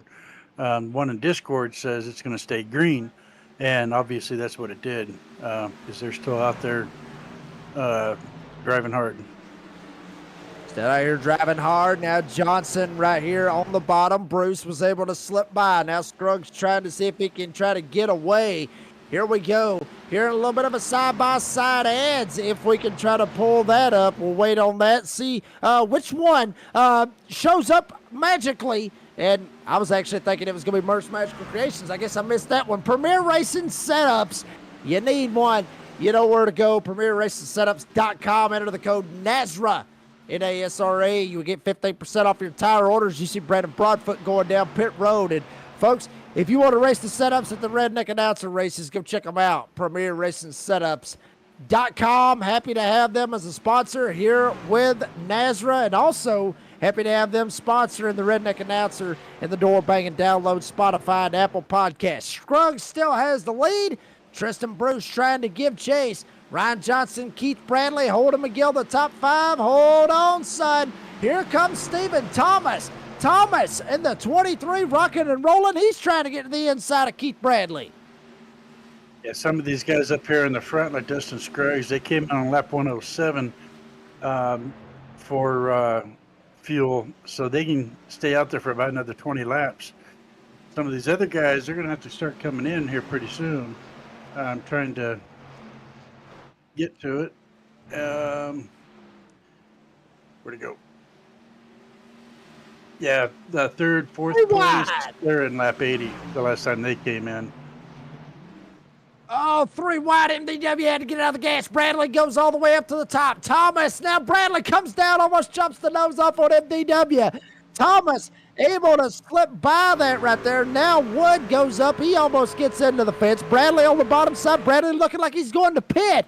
This is going to get interesting right here. Ryan Johnson going down pit road. Bradley going down. Newton going down. And I believe that was Hendrickson back there that was going down as well. Yes, it was. So these four are going down pit road right here on that little bit of strategy that you was talking about right there, Steve. But Dustin Scruggs looks like he's going to be out front for quite some time unless he slips and busts his tail like he did earlier.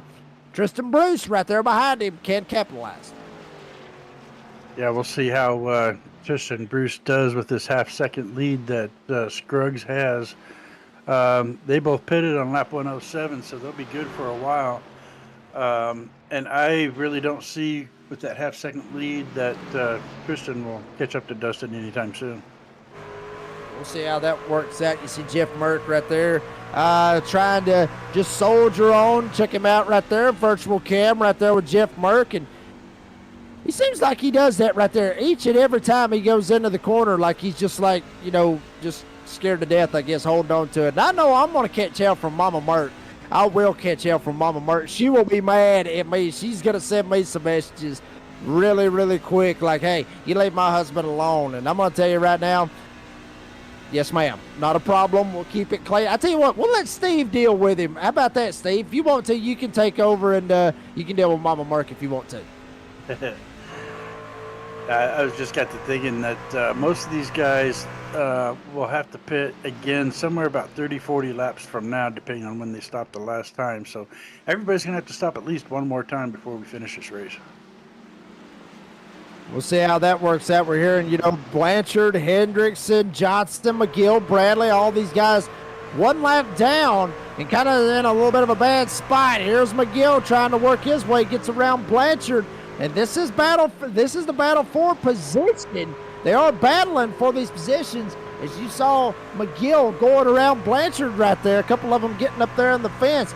This could really throw these guys for a loop, especially with some of these guys right here. They have got to get past Scruggs. Scruggs actually number 3, so they got a good bit, they got a good ways to try to catch up to old Scruggs right here if they want to be able to make sure that they can not have to worry about anything right here. They got to be praying that this sucker runs green at least for a little bit.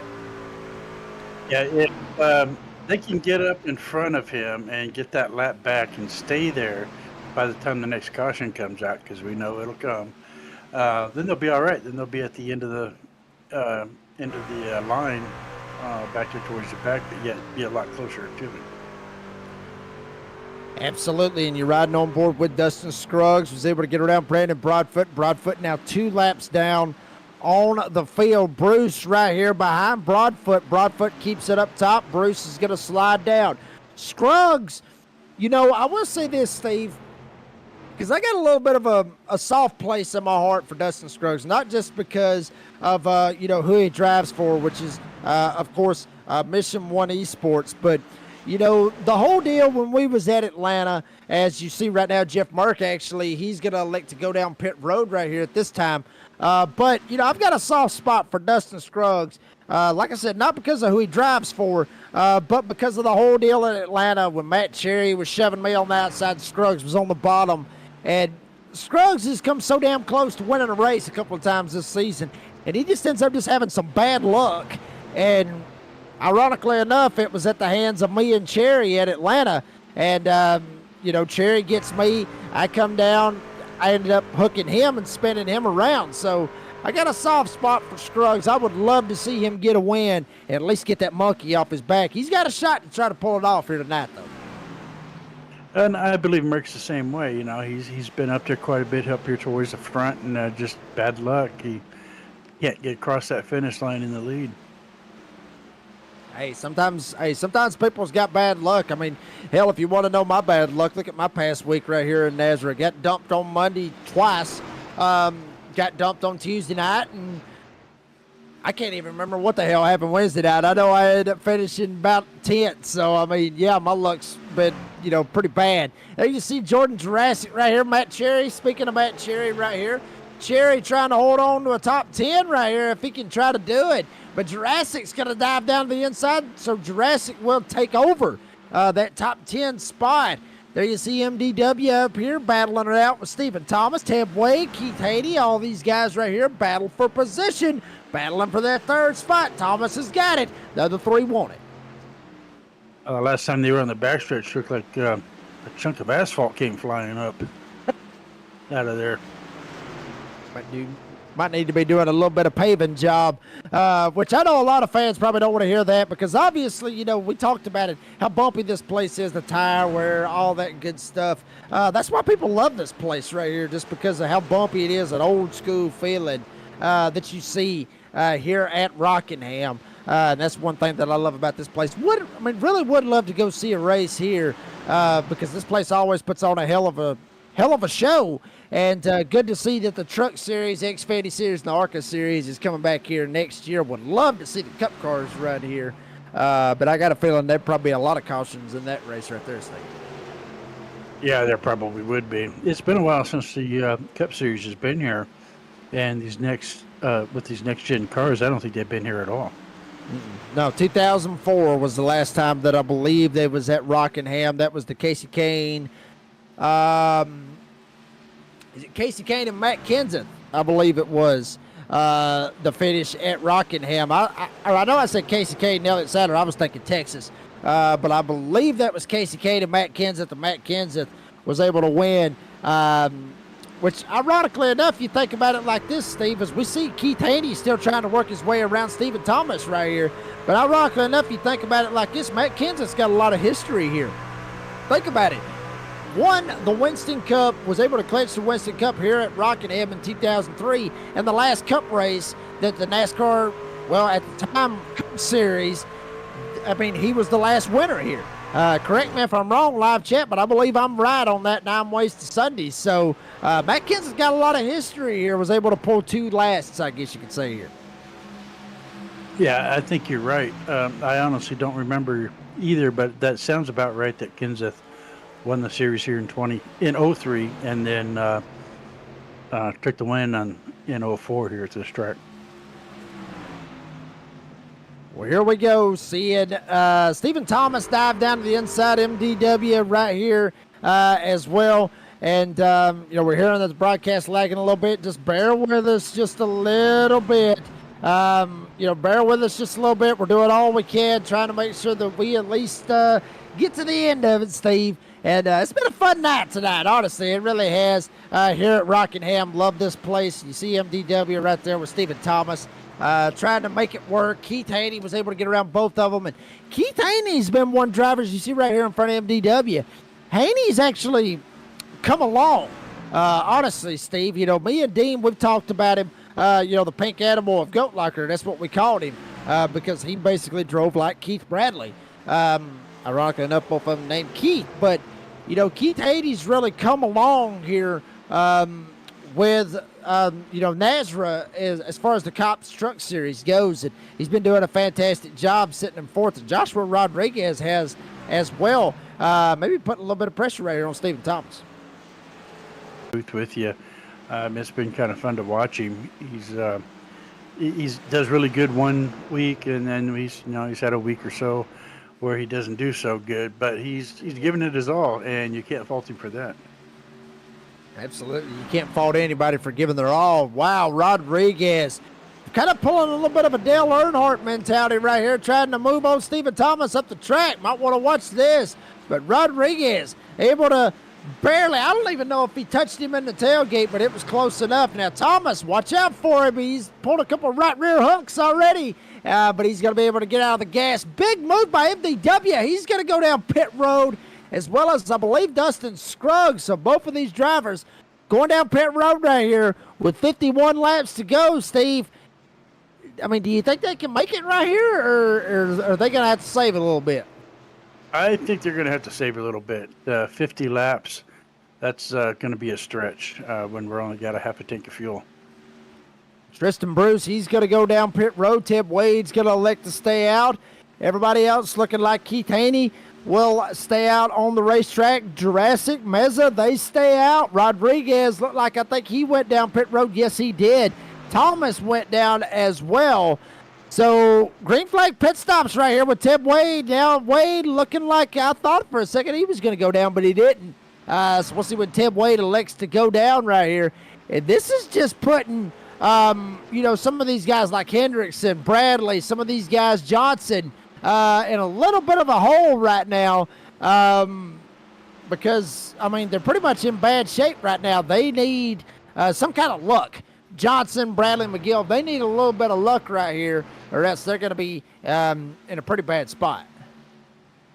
Yeah, they still got 5-6 guys that still need to pit. So they'll take that lead back here shortly when these other guys pit. But yeah, personally, I would have waited till at least lap 160 before I pitted. That way you're guaranteed to make it to the end. We'll see how they play this one out. Tim Wade has elected not to go down pit road yet. Meza stays out. Jurassic, Hess, Kyle Hess. How about Kyle Hess? Dead last. That's where literally, that's where he started at, folks. 36th in the field. Kyle Hess is the last driver on the lead lap right now, sitting in the 4th spot. How about that right there for Kyle Hess? Pulling a little bit of a strategy, I guess you could say, riding on board with Jeff Merck, working his way through 3 and 4, trying to see if he can chase down Adam Newton and see if he can get something out of that. He's able to get around Cole Hendricks, and we'll see how that works out. Now Tim Wade will elect to ease down pit road. Kyle Hess is elected to stay out on the racetrack, as well as Raul Meza, Jordan Jurassic. So we're waiting for those guys to go down pit road right here, Steve, in what should flip this all back around. Now Johnson and Bradley, both of those guys, is back on the lead lap should something crazy happen right here. Yeah, they still got 3 drivers of Meza, Jurassic, and Hess that still haven't pitted yet. In fact, Jurassic is going in right now. So it won't be too much longer, and we'll see this whole field flip. Holden McGill, Keith Bradley, Ryan Johnson, they'll take the lead back again. And Meza is going down pit road, so he stayed out for a little bit, let him a couple laps. Good deal for Raul Meza. Now he's going to go down pit road. Kyle Hess is the one driver that has not made that pit stop yet. We'll see how Kyle Hess elects to play this bad boy. And, Steve, I'll say this. Right here about that portion that you were talking about, he may be trying to shoot for that 160. Kyle Hess may be in a catbird seat right here. Yeah, he could be because, everybody, Scruggs, Merck, McGill, Newton, all them, Hendrickson, they're all going to have to pit again. I don't believe they have enough fuel to get to the rear, to get to the finish. But yeah, this pretty much puts Ryan Johnson and Kyle Hess in the ticket if they can wait till lap 160. That's what I'm thinking right there. This is going to be real interesting to see how this all plays out right here. From what I was seeing on my end, like you said, give or take around that 40 lap mark, give or take 38 laps. So this is going to get interesting. We'll see how this all works out. It's going to be tight. It's going to be really tight right here, but we'll see how it plays out as you see Ryan Johnson, the tidy horse, back up at the front. Bradley, 3.5 seconds back from him. Holden McGill sitting in third with Dustin Scruggs, Jeff Merck, your top 5 here at Rockingham. Maybe we can get us a little side-by-side, talk a little bit about one of our great sponsors, Dean, if we can, because it looks like everything's kind of calmed down after we've got these green flags. And, well, I'll be damned. Yeah, you're going to go ahead and throw it. I was talking about something magical earlier. We threw up Premier Racing Setups. But now Murph's Magical Creations. Proud to have old Murph as a sponsor here with Nazra. Obviously, the unicorn, the power of the unicorn with the cigar. If you need them, go check them out. Murph's Magical Creations at hotmail.com. There's the telephone number if you need them, 615-513. And you saw the last 4 digits of it right there. So kind of slipped off there at kind of the last moment. But go holler at old Murph. And obviously he's got a lot of trucks out here that obviously with the likes of Adam Newton that has ran the Murph's Magical Creations paint scheme And matter of fact, he's running one here tonight and literally decked out all purple and got the unicorn right there on the hood of the truck as you see Jeff Merck trying to work his way around Huck Wigginton right here coming off turn 2. Yeah, Ryan Johnson, Keith Bradley, Dustin Scruggs, Holden McGill, and Jeff Merck are all now back in the top 5 as they come around. I've kind of lost them on the track map as to exactly where they're at, but whoa, Holden's coming in.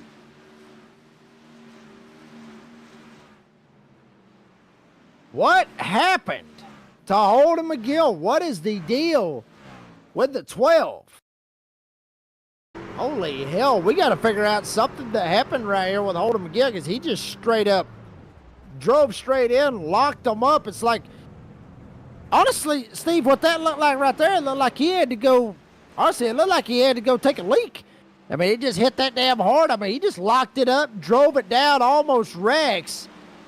And how in the world he didn't get a black flag, I'll never know, but McGill dives it down right there. Yeah, he's coming back on now.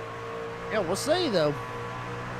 Holden McGill coming back onto the backstretch back there. I just hope he didn't get the black flag if he was speeding when he came across that pit road line. I don't think he did. I mean, it was close, Steve. It was very, very close. But, I mean, you think about this right here, as we're seeing a couple others right here going down pit road as well. Steve, you was talking about this at, 40 lap mark, give or take. He pitted right here with, a little bit under 40 to go.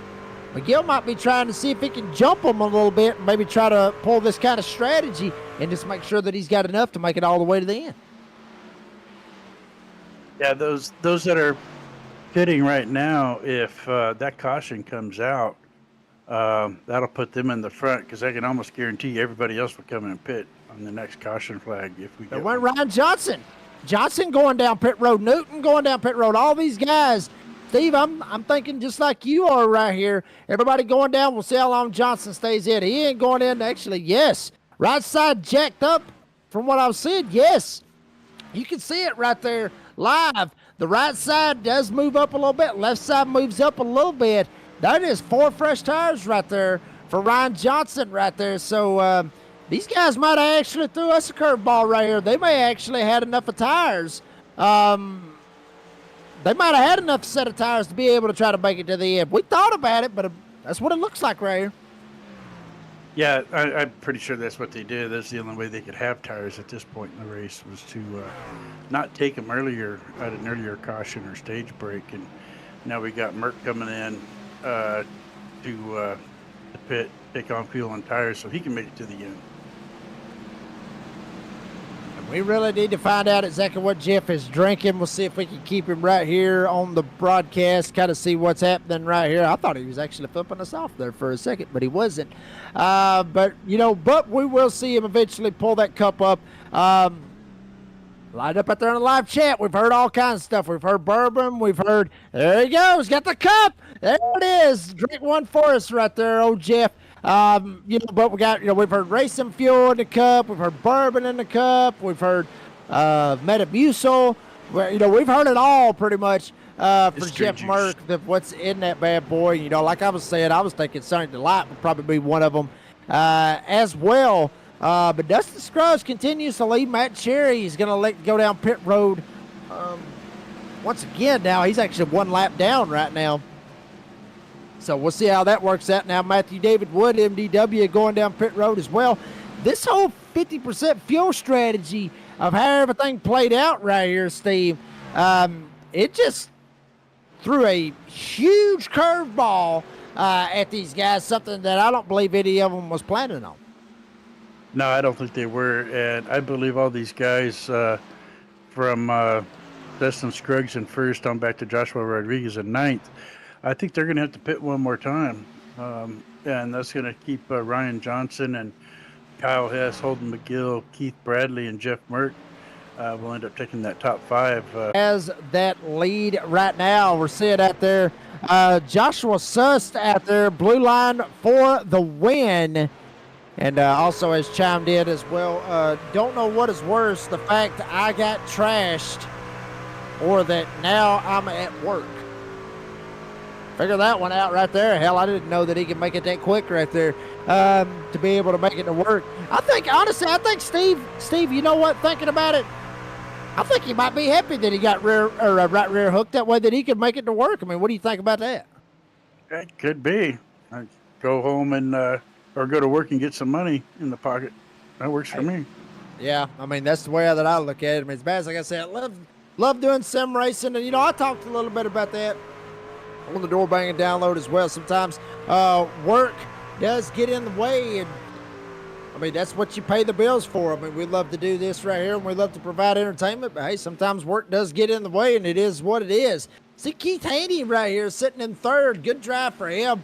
Started in the top 10. He's kind of stayed there. Honestly, Steve, he hadn't really left the top 10 literally since the drop of the green flag that started the race. So he's been very, very consistent up here, sitting in that third spot. Tristan Bruce right now in the fourth spot, as well as Stephen Thomas, Jordan Jurassic. These guys up here at the front, Raul Meza, James Beard.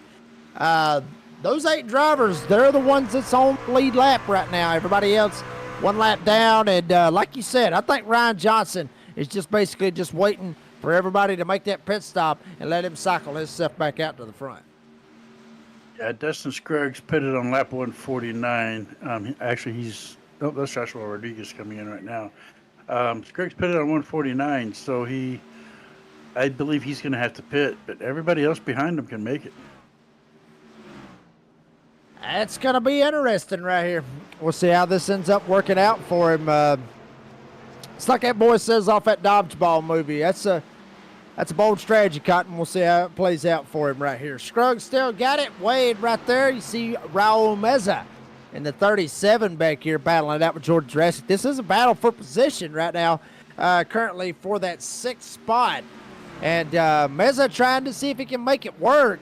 And we'll see how that ends up working out for him right here. And, yeah, we're hearing right here, Building Kilt Racing, which we all know is that.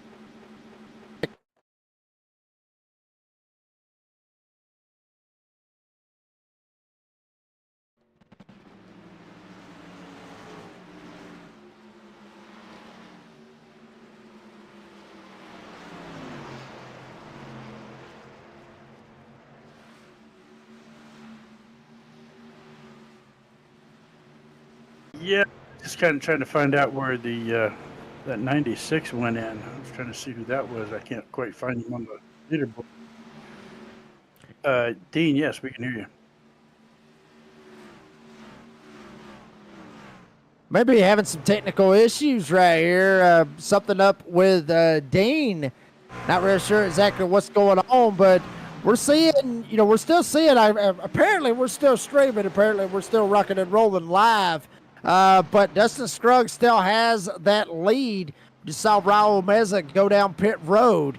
He's just now getting ready to come off of pit road. But Scruggs still got the lead. He hasn't pitted yet. We'll see how this works out. Tim Wade actually starting to kind of close in just a little bit. Keith Haney right there in front of Tristan Bruce, Stephen Thomas, and James Beard still holding on to that P6 spot. Yeah, it's kind of hard to talk when I'm not seeing the live board. I can see yours, Jake, but it's kind of hard to see everybody with the camera angle you have, other than the actual leaderboard. Dustin Scruggs in the lead with Ted Wade, Keith Haney, Tristan Bruce, and Stephen Thomas. And yeah, Dustin Scruggs right now still has the lead. He has not went in just yet. Ted Wade, Keith Haney, Tristan Bruce, Stephen Thomas. As you mentioned, Thomas actually just went down pit road. Beard has elected to still stay out on the racetrack. And this is going to get good right here. We're just going to see how this all plays out right here. 15 laps to go this time by right here. Coming this time by, Dustin Scruggs working his way through 3 and 4, coming to the line now. It will be 15 laps to go. Steve, you talking about Scruggs? You saying that he's gonna have to make that pit stop? He has slowed down dramatically, big time right here, especially from some of these other guys. I got a feeling Scruggs may have something for it, and he may be able to he may be able to try to pull a little bit of fuel strategy here, right here. He may try to make it all the way to the end. Yeah, he could. He's still got a 4.5-second lead over Ted Wade back there in second in the number 32. So yeah, he's got a decent lead. He can ride the clutch into the turns and save a little bit of fuel. Oh shit! Caution is out. Oh hell! Right in front of him, right in front of Dustin Scruggs. Brian Chew and the 51 goes around, cautions out, and whatever strategy, folks, that we had going on, it's out the damn door at this point. We're getting ready.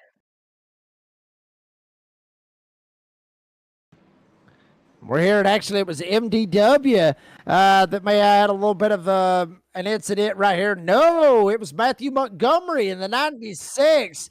He's going to slip a little bit. Had Cherry on his inside. Montgomery slides up. MDW had nowhere to go. Then Brian Chew had nowhere to go. All these guys just kind of piling in right here. And caution is out. And poor Dustin Scruggs. Well, Scruggs might actually be in a good shape right here, Steve, because you think about it like this. Johnson and all those guys, they take the wave around.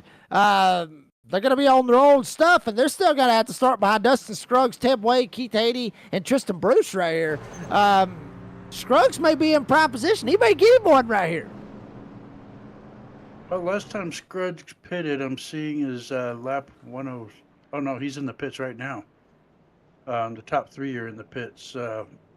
That'd be Scruggs, Wade, and Keith Haney.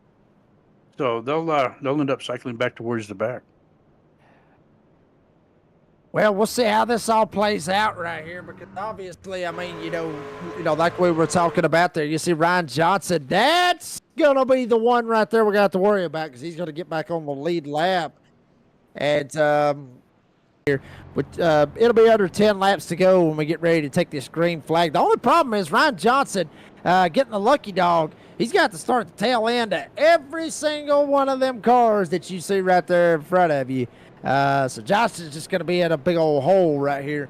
And it's going to be interesting to see how this all plays out for him right here. Is there you see Dustin Scruggs right here on the bottom of the racetrack. And we'll see if maybe we can sort some of this out for you right here after this commercial break. Take a quick commercial break, bring you back for the finish here tonight at Rockingham. You're watching the Concerns of Police Survivors Truck Series live here on the Nazareth 360 Racing Network.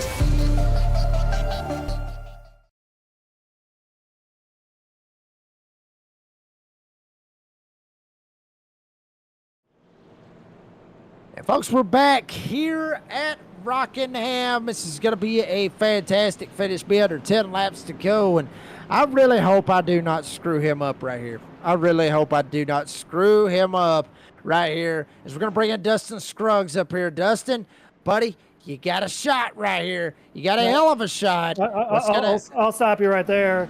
After I pit, I guess I have to sit there and wait for the pit exit to open. News to me, because I got to exit at a closed pit. Oh, so, my God. So just another week, no big deal. Damn, man. I said it on the broadcast, man, that, I got a soft spot for you, especially after Atlanta when Cherry turned me into you. I'm really pulling for you to get your win, buddy. But, you still got a shot. It's Rockingham. It's a short track. We've already seen a lot of wrecks. Anything can happen at this point. Right. You never know, but it's just... it gets old every week. Something else. So, oh well, we'll try again next week. Well, you don't know, buddy. You really don't know. Anything can happen. Just keep your head up and hold on tight, because I got a feeling this is going to be a hell of a finish here tonight at Rockingham, buddy. Scruggs and Haney on the apron. That was Dustin Scruggs. We'll see if we can slide him back down there to Mission 1. seeing a couple of go down right here. I mean, and you know, Steve, you gotta hate it. I mean, you gotta hate it for him. I mean, you gotta love him, and you gotta hate it for him because just how. Yeah, he just can't catch a break. I mean, how often does that happen? You go down pit road and come to find out it was closed, and now you got to wait for it to reopen before you can come out again. You don't hear that very often. Well, I'll tell you what, Dustin, I do feel your pain because I've been in that situation before. And I mean, here lately, I mean, I just can't get out of my own way. I mean, you know, I mean, the pit road deal, I mean, you know, it does screw him up a little bit, but I mean, hell, think about me. Think about all the finishes I've had here lately. Hell, I can't catch a break. I mean, Atlanta was good, but other than that, I've sucked here lately. So, it may happen good for him, though.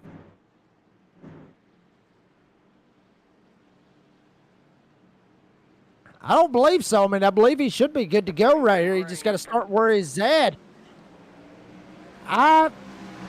He's way back here, Dean. Way back here. Is Green Fear trying to get him some as well. Big battle up here. Actually, the whole deal stacked up big time back here behind all these other guys. But it's Ted Wade, Tristan Bruce battling for this win right here. Wade may have him right here. 7 laps to go at the line. Wade has the lead. Tristan Bruce trying to get it as well. Almost tagging him in a tailgate as they work their way into turn 3. Yep, it's Nazar Chaos time. 7 to go. Oh, yeah. 6 to go this time around. And they're going to be fighting. Oh, some door banging. Tim Wade, hell of a save in the 32. But Tristan Bruce is going to get away. And I will guarantee you right now, Tim Wade's not going to let that one go right there. If Wade can get back to Tristan Bruce, that may be all she wrote for the number 3. But he's able to get away. And guess what? He's going to get there. Caution 26. Is out. Cody Knott and the 26 goes around.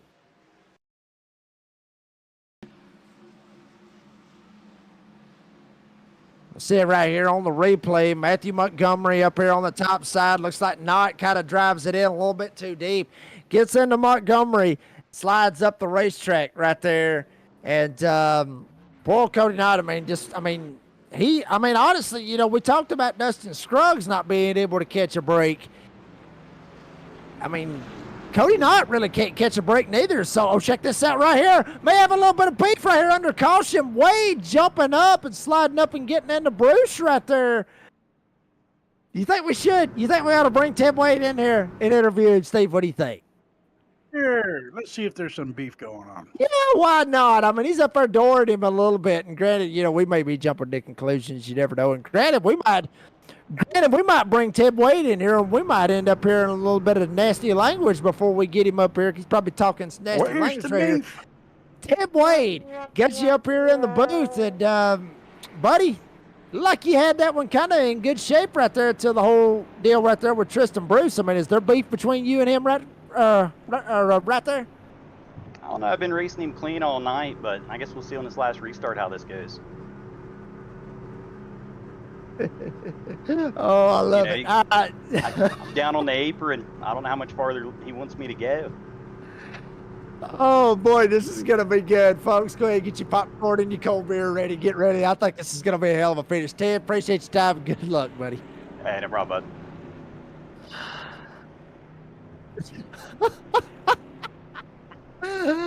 Oh boy, this is gonna get good right there, Steve. I mean, what do you think about that whole deal right there? I mean, he said he was down on the, you know, he's damn near down on the apron right there, and Tristan adores him. I mean, do you think Ted's got a leg to stand on right there? Yeah, he does. I mean, where's he supposed to go? You know, he's not supposed to go down below the yellow line. And he can, but and he was down below the yellow line. Well, I mean, that was slowing down. To take the caution right here, but we're checking it out right here. This is kind of what was happening right here. Wade, a little bit right there. You know, that's normal. Yeah, see, Tristan does come down right there. Kind of tags him again. Wade tries to, that Stephen Thomas did to Joshua Suss. The only difference at all that is Thomas hooked. Joshua got hooked by, Stephen Thomas. Tristan only doored him right there. And the problem you got right there, Steven, you know this as well as, you know, I do. If you're going to do something like that, if you're going to wreck somebody like that, make sure you end their night like Stephen Thomas did to Joshua Suss. Don't do like Tristan Bruce did to Ted Wade, because Ted Wade can get him back right here. Yes, he can. There's still plenty of time to do that with.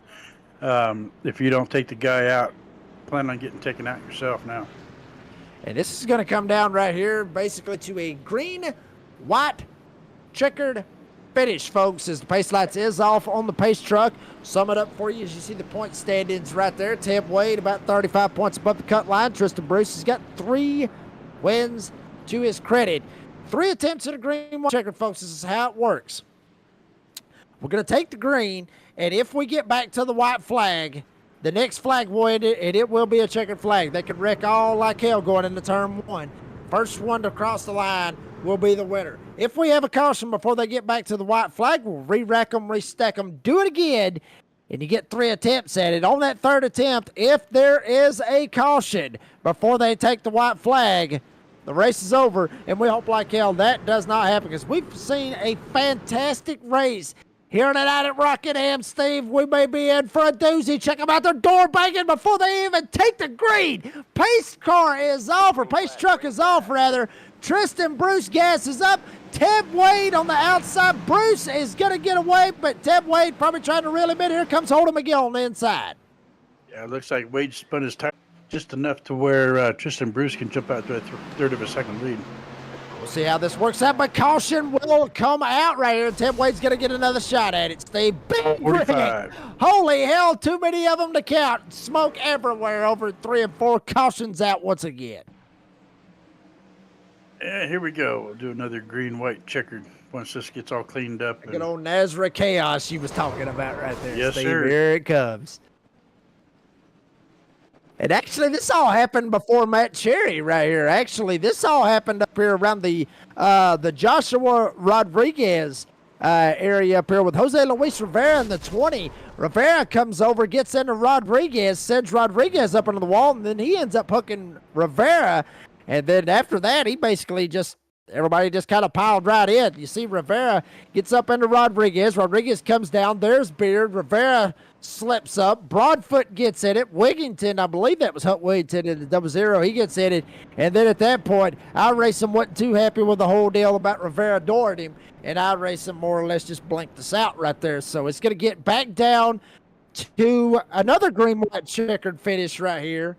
And I tell you what, just because we love this right here, and just because we love the beef and we love the entertainment, let's bring up Tristan Bruce and the number 3. And, Tristan, you've had a pretty good truck here tonight. Started 31st. You're up here. You got a shot to win it. But there's some tension right now between you and Ted Wade. Do you feel like you might have done him, just a little bit dirty right there?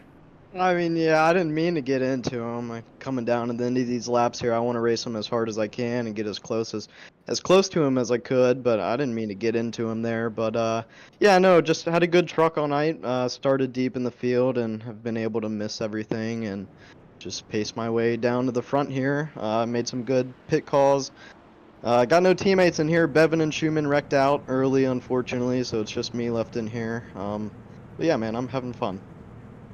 Absolutely, but well, I'll say this, buddy. When you go through 3 and 4, watch out. Bullock was stopped, parked sideways, going through 3 and 4. So if he's over there, just be on the watch out for that one right there. But Tristan, Tristan, appreciate your time and good luck right here at the finish, buddy.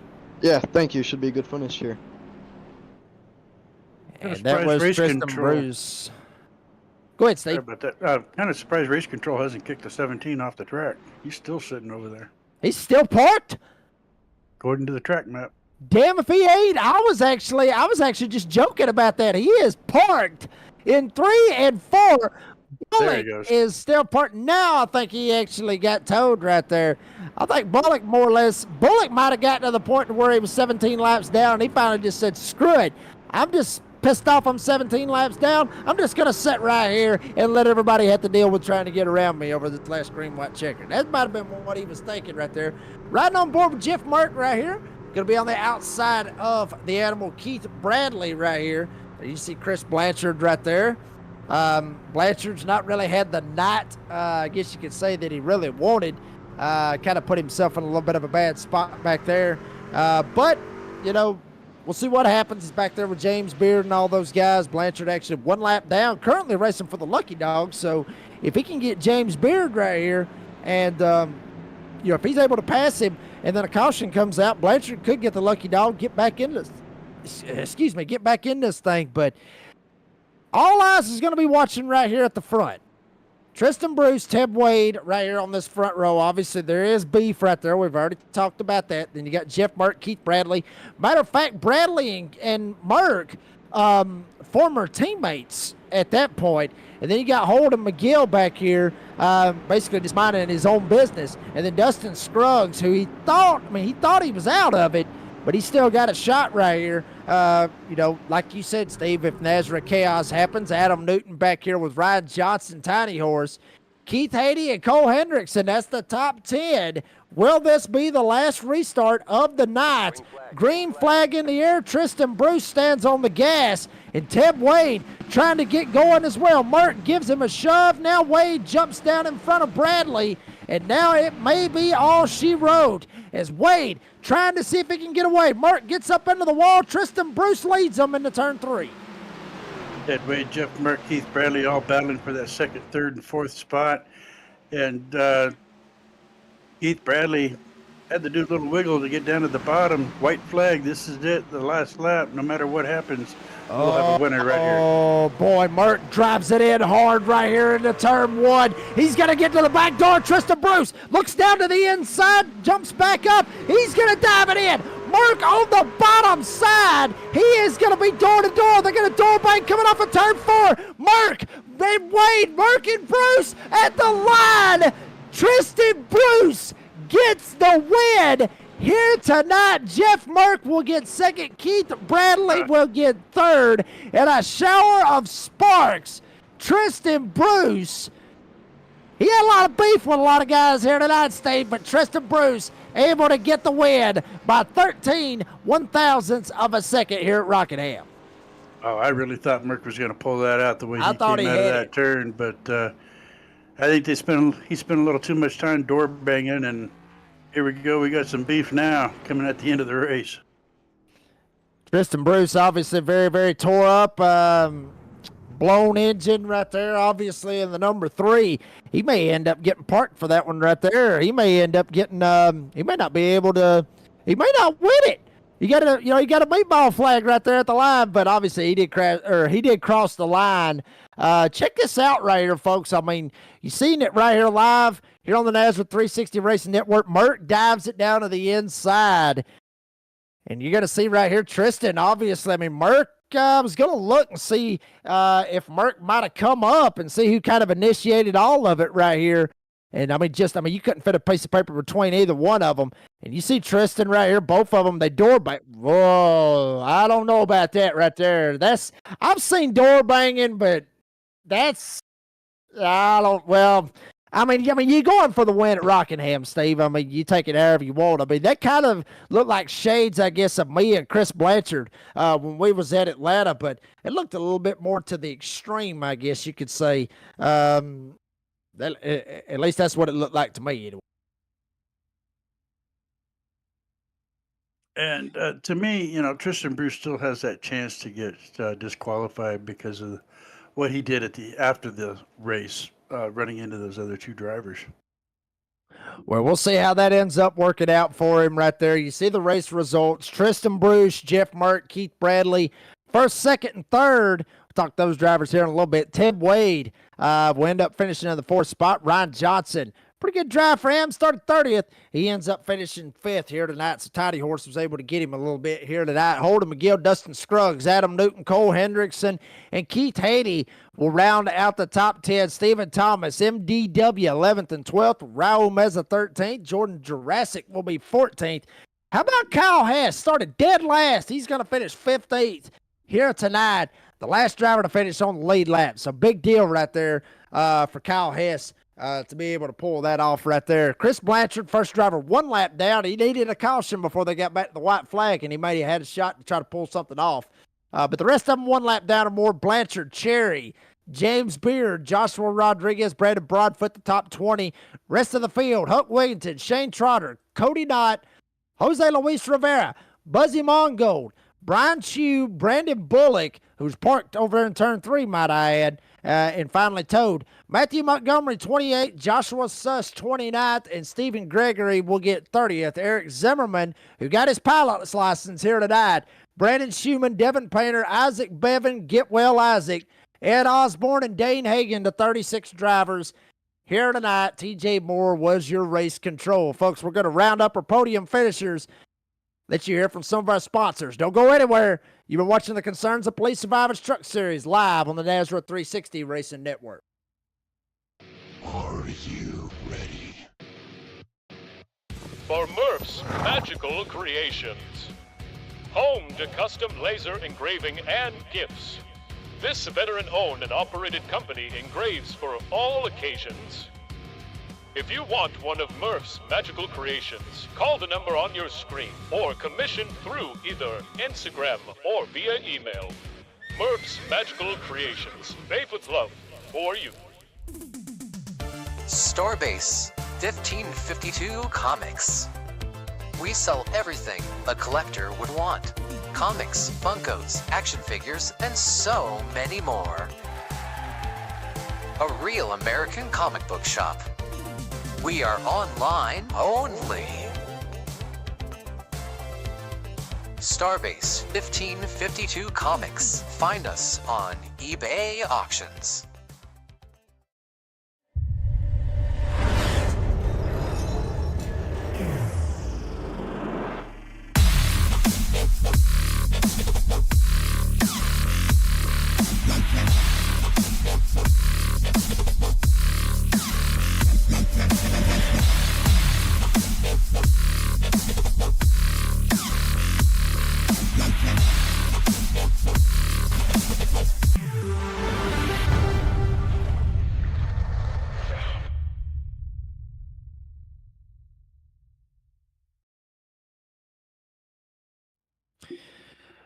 Folks, we are back here at Rockingham after a pretty wild little finish that we had. 2 wild finishes in 2 weeks here for the Concerns of Police Survivors Truck Series. And the ServPro 200 is officially over with, pending any type of post-race inspections on any of the cars. Obviously, Tristan Bruce's was blown up, but we'll see if they are allowing him to get the win. But according to that, we still got him in Victor Lane, and Tristan Bruce in number 3 gets the win here tonight, buddy. You started 31st, drove it all the way to the front. Had some enemies, I guess, that you made along the way. Tell us about your race. Yeah, started deep in the field. Not a whole lot of chaos this race. It made it fun. Lots of green flag racing with green flag pit stops and everything. That made it really fun. Coming towards the end there, the last few green flag stops, or the last caution, not the last caution, but I was the only one that started on the outside. I didn't know I'd shuffle up to second there, so I was like, what the hell? But no, that was cool. But great finish there with me and Jeff. That's how me and him like to race each other. There's a little beef between us, you can say, but it's always fun and smiles and laughs at the end. Great race.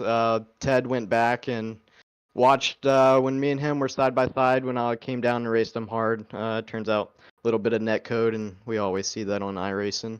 But yeah, man, great finish there. That was pretty freaking cool, and glad to win it. Well, see, I mean, that's easy for you to say when he's down there in the waiting room. I mean, but anyway, I'm just kidding, Tristan. I'm just kidding. But I mean, you think about it right here, buddy. No joke. Come out here. I believe this is your 4th win of the season. Correct me if I'm wrong on that. Yeah. You're basically got a stranglehold right here with everything. I mean, obviously we're getting ready for the playoffs. I mean, because we got Michigan, Martinsville, and then Daytona to wrap up the regular season. You basically got a stranglehold right now for this regular season championship. Yeah, obviously I feel pretty good and confident going into the playoffs. Have a good amount of playoff points, so that'll always help carry on throughout the playoffs. Just got to keep having consistent runs and finishing up front, and I think I'll go pretty deep in the playoffs. And I believe tonight, I don't know if tonight was the start of the Dash for Cash, or if last week was, I'm not sure, but I know I'll be in it next week, so that's pretty cool. Yeah, I'm actually looking at that right now, as far as I can see, and yes, that Dash for Cash started this week. That this is the first race of the Dash for Cash because from what I'm seeing right here, you got Rockingham, Michigan, Martinsville, Daytona, which is your Dash for Cash races. So, um, yeah, you'll be in it next week. But Tristan, buddy, congratulations on that win. Appreciate your time. And as always, before we let you go, you got any sponsors, any shout outs that you want to thank? Yeah, always. Thank you, Dan Gobble. Does a lot for us here at Chrome Racing, so we all do appreciate him. Brady and Nazra, all the guys, you guys in the booth that make this possible for all of us that get to race every Friday night. Enjoy it every week. Thank you to my family. Everyone's watching every week, so pretty cool. They could see me win tonight. Yeah, thanks, guys. That was Tristan Bruce. Got the win here tonight, fourth win of the season. Tristan, appreciate your time, and we'll see you in Michigan next week. Yes, sir. See ya. That was Tristan Bruce, 31st all the way to the front, 30 positions gained. Now we're going to go to the man started fourth, ends up finishing second, and that is Mama Merck's husband, Jeff Merck, or Pookie, or whatever the hell we call him at this point. Jeff Merck gets second here tonight. Jeff, I mean, pretty good race for you.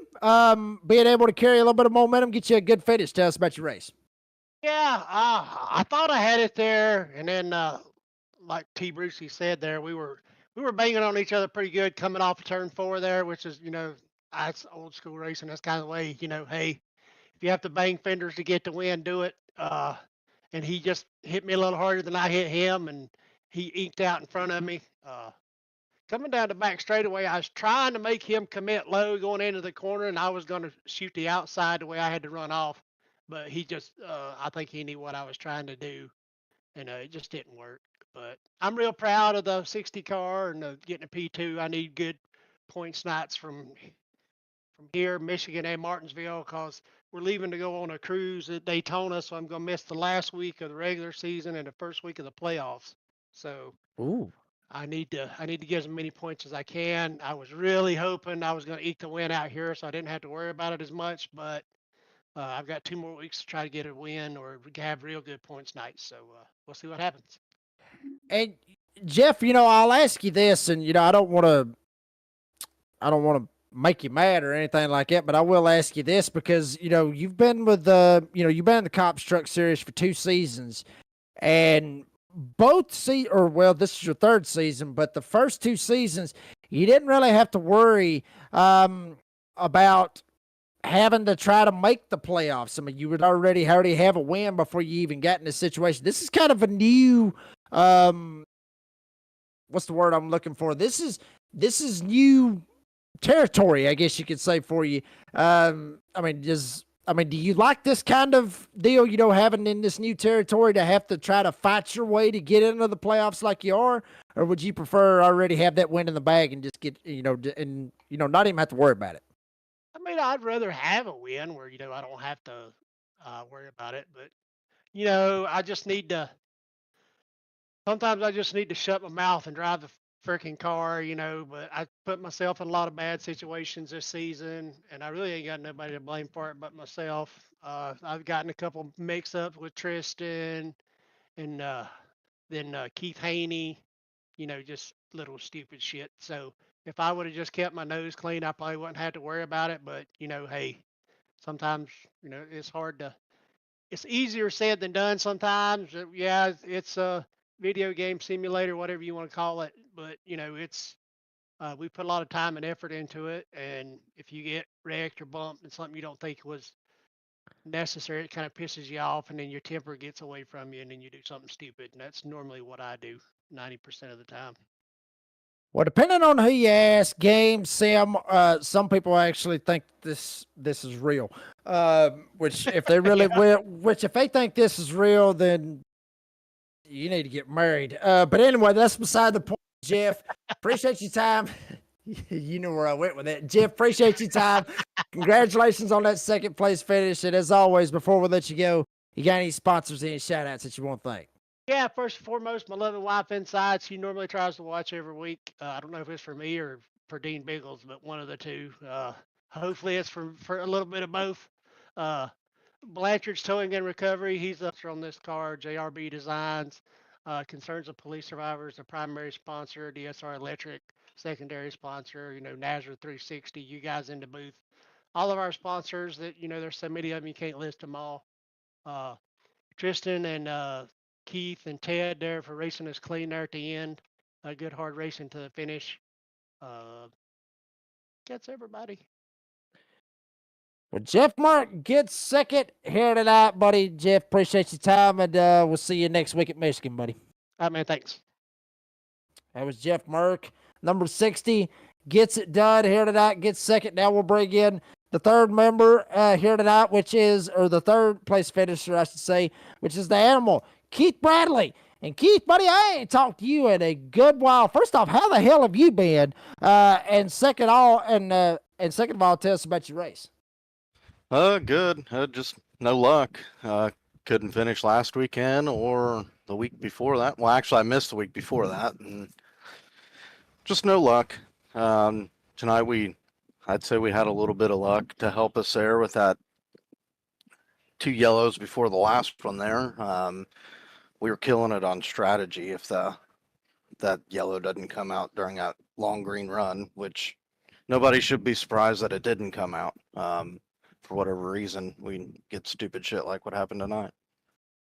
Oh boy, I'm telling you right now, I think you would be, your new nickname ought to be Rowdy instead of Animal, because you just sound just like Kyle Busch did when he was driving the M&M's car. But Keith, tell us about this strategy, that we were talking about, because it's kind of crazy, because what me and Steve were thinking, give or take around 38 to 40 laps, give or take on a tank of fuel.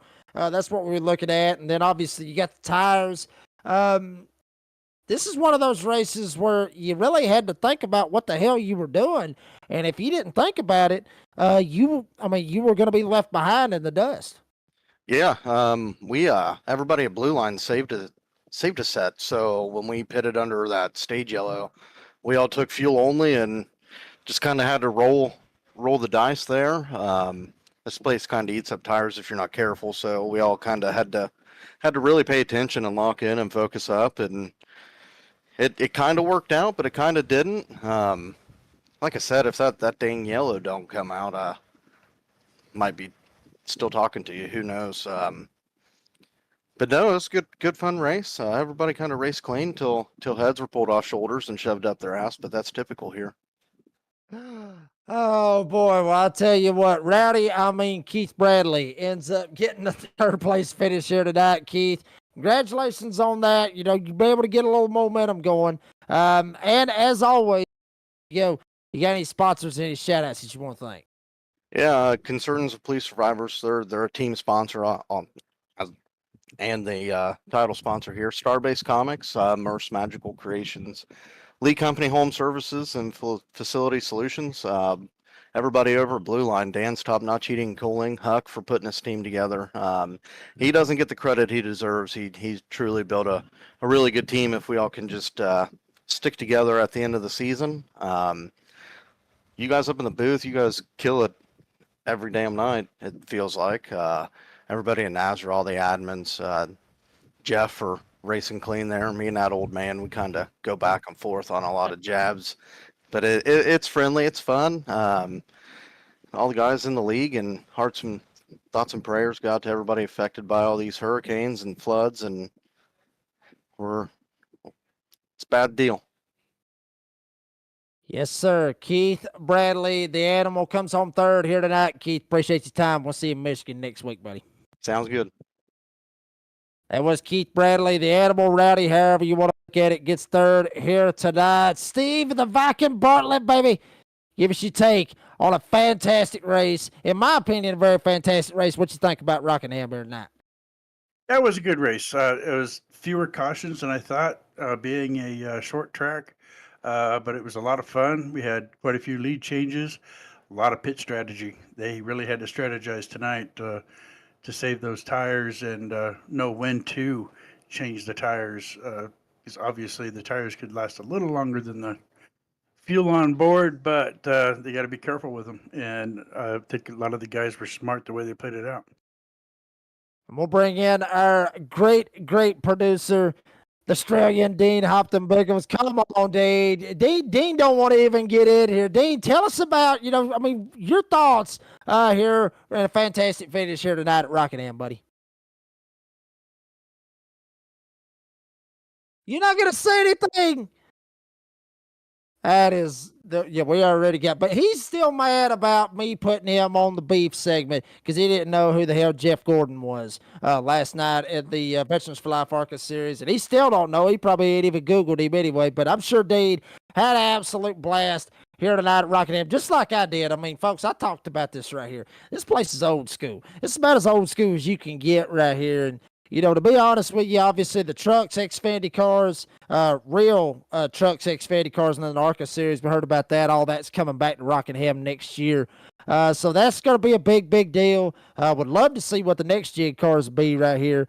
I guarantee you they probably break the caution record for the NASCAR Cup Series. But Rockingham always puts on a great show. I love this place, and near and dear to my heart, it's old school racing. That's kind of the racing that the Redneck Announcer loves. But folks, that's going to do it for the broadcast here tonight. Obviously, we got to thank each and every one of the sponsors. I mean, first and foremost, ServPro for being the title sponsor for the ServPro 200. Here tonight, Warrior Wraps, Premier Racing Setups, Blanchard's Towing for what they did for the Blanchard's Towing Xfinity Series. Obviously, DSR Electric for the sponsorship for the Monday Series. And, we can't forget about C.O.P.S. Because C.O.P.S does a whole lot for the concerns of police survivors. And obviously, I stand behind everything that they do, our men and women in blue, and proud to have them as the title sponsor for the Friday night series. And Blue Line Designs, I got to keep on calling that one out because I'm telling you, they painted, Huck painted me a kick-ass truck that's got the Batman logos and all over. And hopefully we can do something with that Monday when we go to Richmond for the Monday series. Shout out to all the fans for always coming out, and shout out to each and every one of the drivers for always making our jobs very easy on 5 nights a week here on the NASCAR 360 Racing Network. And shout out to Brady and Cody for allowing us to be ourselves each week. For the Australian Dean Hopton Biggles, and also for the Steve the Viking Bartlett, I am the Redneck Announcer, Jake Reeves. Said as I always say, be safe, be kind, be fast, and we're going to be going 5 wide next week. We're going up in Detroit, Michigan. Yes, sir. We're going to be up there where Kid Rock Country is. We're going to bring down the house next week at Michigan International Speedway, folks. You don't want to miss that right there. High speed, 4 wide, 5 wide. May see another big one like we did last week at Talladega. You never know. The only way you can find out, tune in next week. Concerns of Police Survivors Truck Series live here on the NASCAR 360 Racing Network, 9 p.m. Eastern Time. We'll see you there.